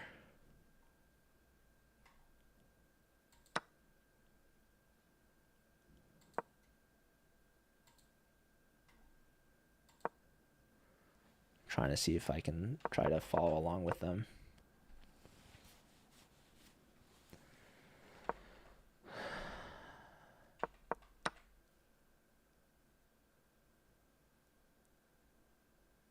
Okay, so they're looking at this trade here. If you guys wanted to look at the position, he's pointing out this interesting idea. So knight takes, bishop takes. He's calling out for knight f7 to grab a pawn. And he's saying rook takes f7 and now takes back. And they're analyzing this intermezzo, essentially. So another idea, instead of taking the knight, there's takes and takes. Something like this. So perhaps an interesting idea that she could have tried to go for.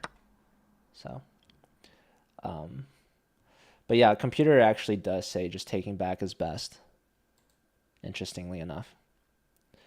So, yeah, interesting idea, maybe not a miss, but something that also could have been tried.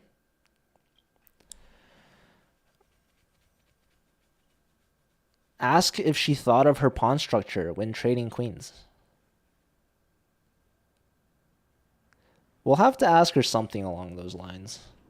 All right, they've gone back earlier into the position. Very early into the position, actually. Yeah, right here. As early as this move. Um, so, I mean, I can show you guys, I guess, just what they're thinking. He's saying go for d4 before c3.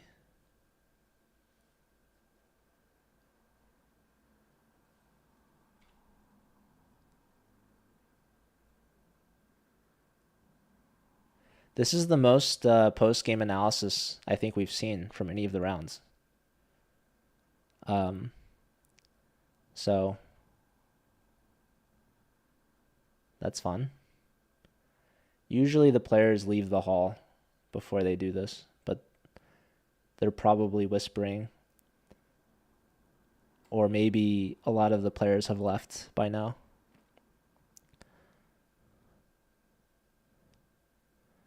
So this gives us an interesting insight. Perhaps this is why he spent so much time early on in the opening. Like he was looking at d4 ideas. So Phoebe kindly saying, I just didn't think of doing that. Yeah, probably apologizing again for me. And now they're setting up the board one last time. And yeah, now they're off. So, all right, we're going to do an interview.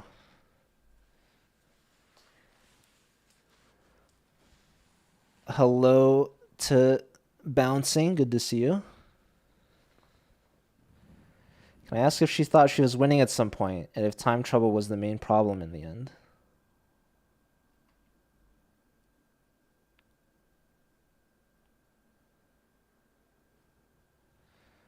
All right, so she's picking up her belongings, jacket's on. She's leaving the teacup. Looks like he had a coffee there as well. We're getting a look at the shoes again. Where is she taking us? Down into... Someone said janitor's closet is what it looked like. I like these stairs, though. Those are nice. Can I ask whether she prepped her opponent? And if so, when did she leave her prep? It's a good question. All right. Last time we had an audio issue, so hopefully not again. But...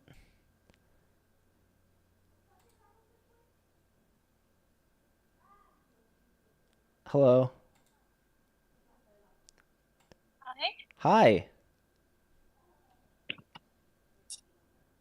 Can you hear me? She's pairing her earphones, I think.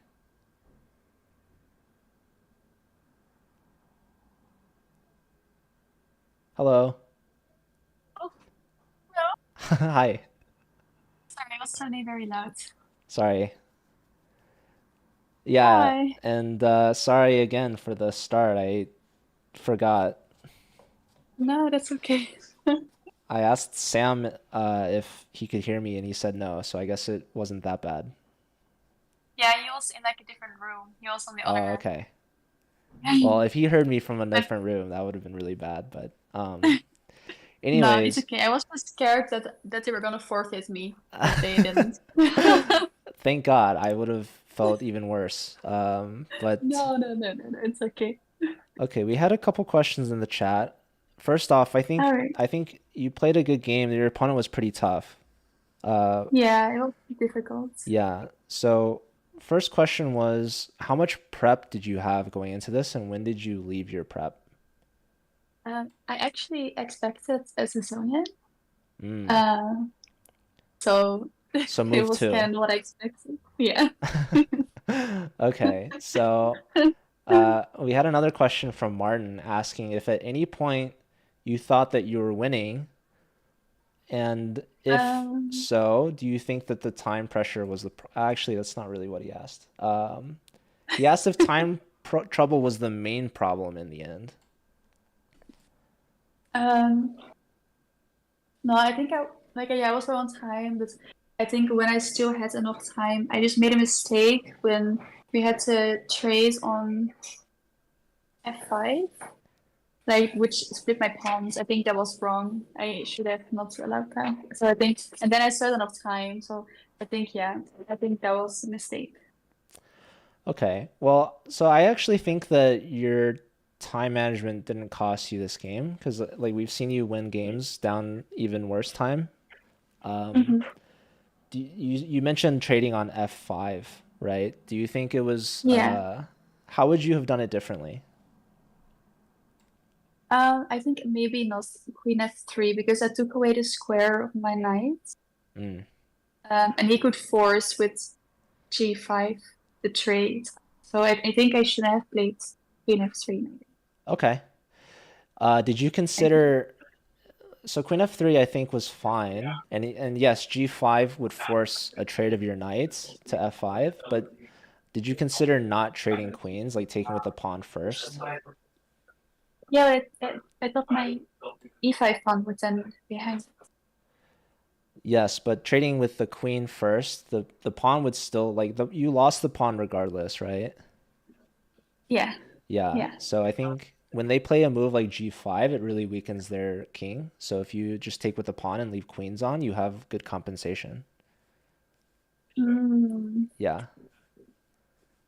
yeah, that's true. Yeah, I didn't think about that. I was like, oh, mm, free Trade queen trade. exactly. Yeah, that's definitely what we were expecting, to be honest. So we kind of saw that coming. Um, but I think leaving queens on, it still favors your position actually. Oh, really? You Yeah. kind of called down. Oh, Well, because you can still try to hold on to that pawn, like even if you lose it, their king is so weak, and you yeah. you can still attack him. Ah. Yeah. Yeah, didn't really consider that. You didn't consider not trading queens, Yeah. just taking with the pawn for. Okay, well that's okay. I think like yeah, after that the game is just like extremely difficult. Um, Yeah, I was hoping in the end game that I could kind of snatch his pawns and that we would have a draw because he only had a bishop, but no really work out. Yeah, I think there was like one other moment where like you were bringing your king into the center, like king Yeah. f1, king e2, king f3, king e4, right? Hmm. There was one last opportunity. I think it liked instead of king e4 right away, it wanted you to play something like g4 or h4 Oh. before he plays h4. Ah, okay. Yeah. Yeah, it was difficult. Yeah. And then I would say the very last potential try was when you gave the rook check and he blocks with the rook. It wants you to trade pawns first and leave rooks on the board. Because trading Oh, rooks, you're lost at that point. yeah, I figured. Yeah. Yeah, I thought I'm gonna try this, but yeah, it was not. Yeah, I didn't have anything. Yeah. But I think like your opening actually was really good. You were actually up on time, and I think he was analyzing like a variation where you just played d4 right away without c3, and that's probably what spent him Yeah. so much time. Hmm. Yeah, no, it was, yeah, it was opening was okay, but yeah, it was a tough game, but yeah, it was also interesting. So Yeah, yeah, I look forward to analyzing. yeah. So, yeah, when you brought the queen to f3, maybe instead like developing your bishop and letting the knight come back at some point would have been good too. But Yeah, okay, so this was a tough game, but you still have one round left next week. yeah, You're gonna have yes, Agna commentating, and you're gonna have, I guess, the black pieces. I think so. Yeah, but I'm not sure. You might have white But again. I suppose so. Yeah, because I had black 2 times in a row as well, Oh, so I might have white again, but I don't know. okay. So we'll stay on our toes. Um, Yeah, we'll see. We'll see. well, fingers crossed. Good luck, Phoebe. Either way, I think you're gonna end with a Thank win. you. I hope so. And yeah, let us know what's next for Phoebe in the meantime. Um, this week? Yeah, Ah, Friday I'm streaming Friday. with, and then I'm gonna analyze the game. Yes, I'm gonna Awesome. analyze the game Friday. Okay, Yes. awesome. Well, we're all looking forward to it, and we really appreciate you playing and sharing the game with us. And I'm really glad I didn't get you forfeited. No, thank you so much for commenting, and I really appreciate you took the time to commentate on the game today. I really appreciate Yeah, thank you. The honor is all mine, as always. So, it. thank you, Phoebe. Have a good night. Thank you all. Have a good night. Bye, chat. I appreciate you all. Bye. All right, well, that was the one and only Phoebe Witte. She unfortunately didn't get a win today. It was a tough opponent out of a Roy Lopez. She was expecting a Sicilian. So I think the opening went well. Just some middle game tactics and trading queens into that rough end game cost her. So, but still, one last round to go. Be sure to tune in. She said Friday's her next stream. She's going to be analyzing the game, and we'll be back on Wednesday with Agna replacing me. And yeah, it's been an honor. Thanks everyone for watching. I appreciate it. So stick around for the raid. All right. Yeah. I don't have a break scene. It's just gonna be me for now. So take care, everyone. Send the raid. Send the... Wait, who else should I raid? I don't know. All right.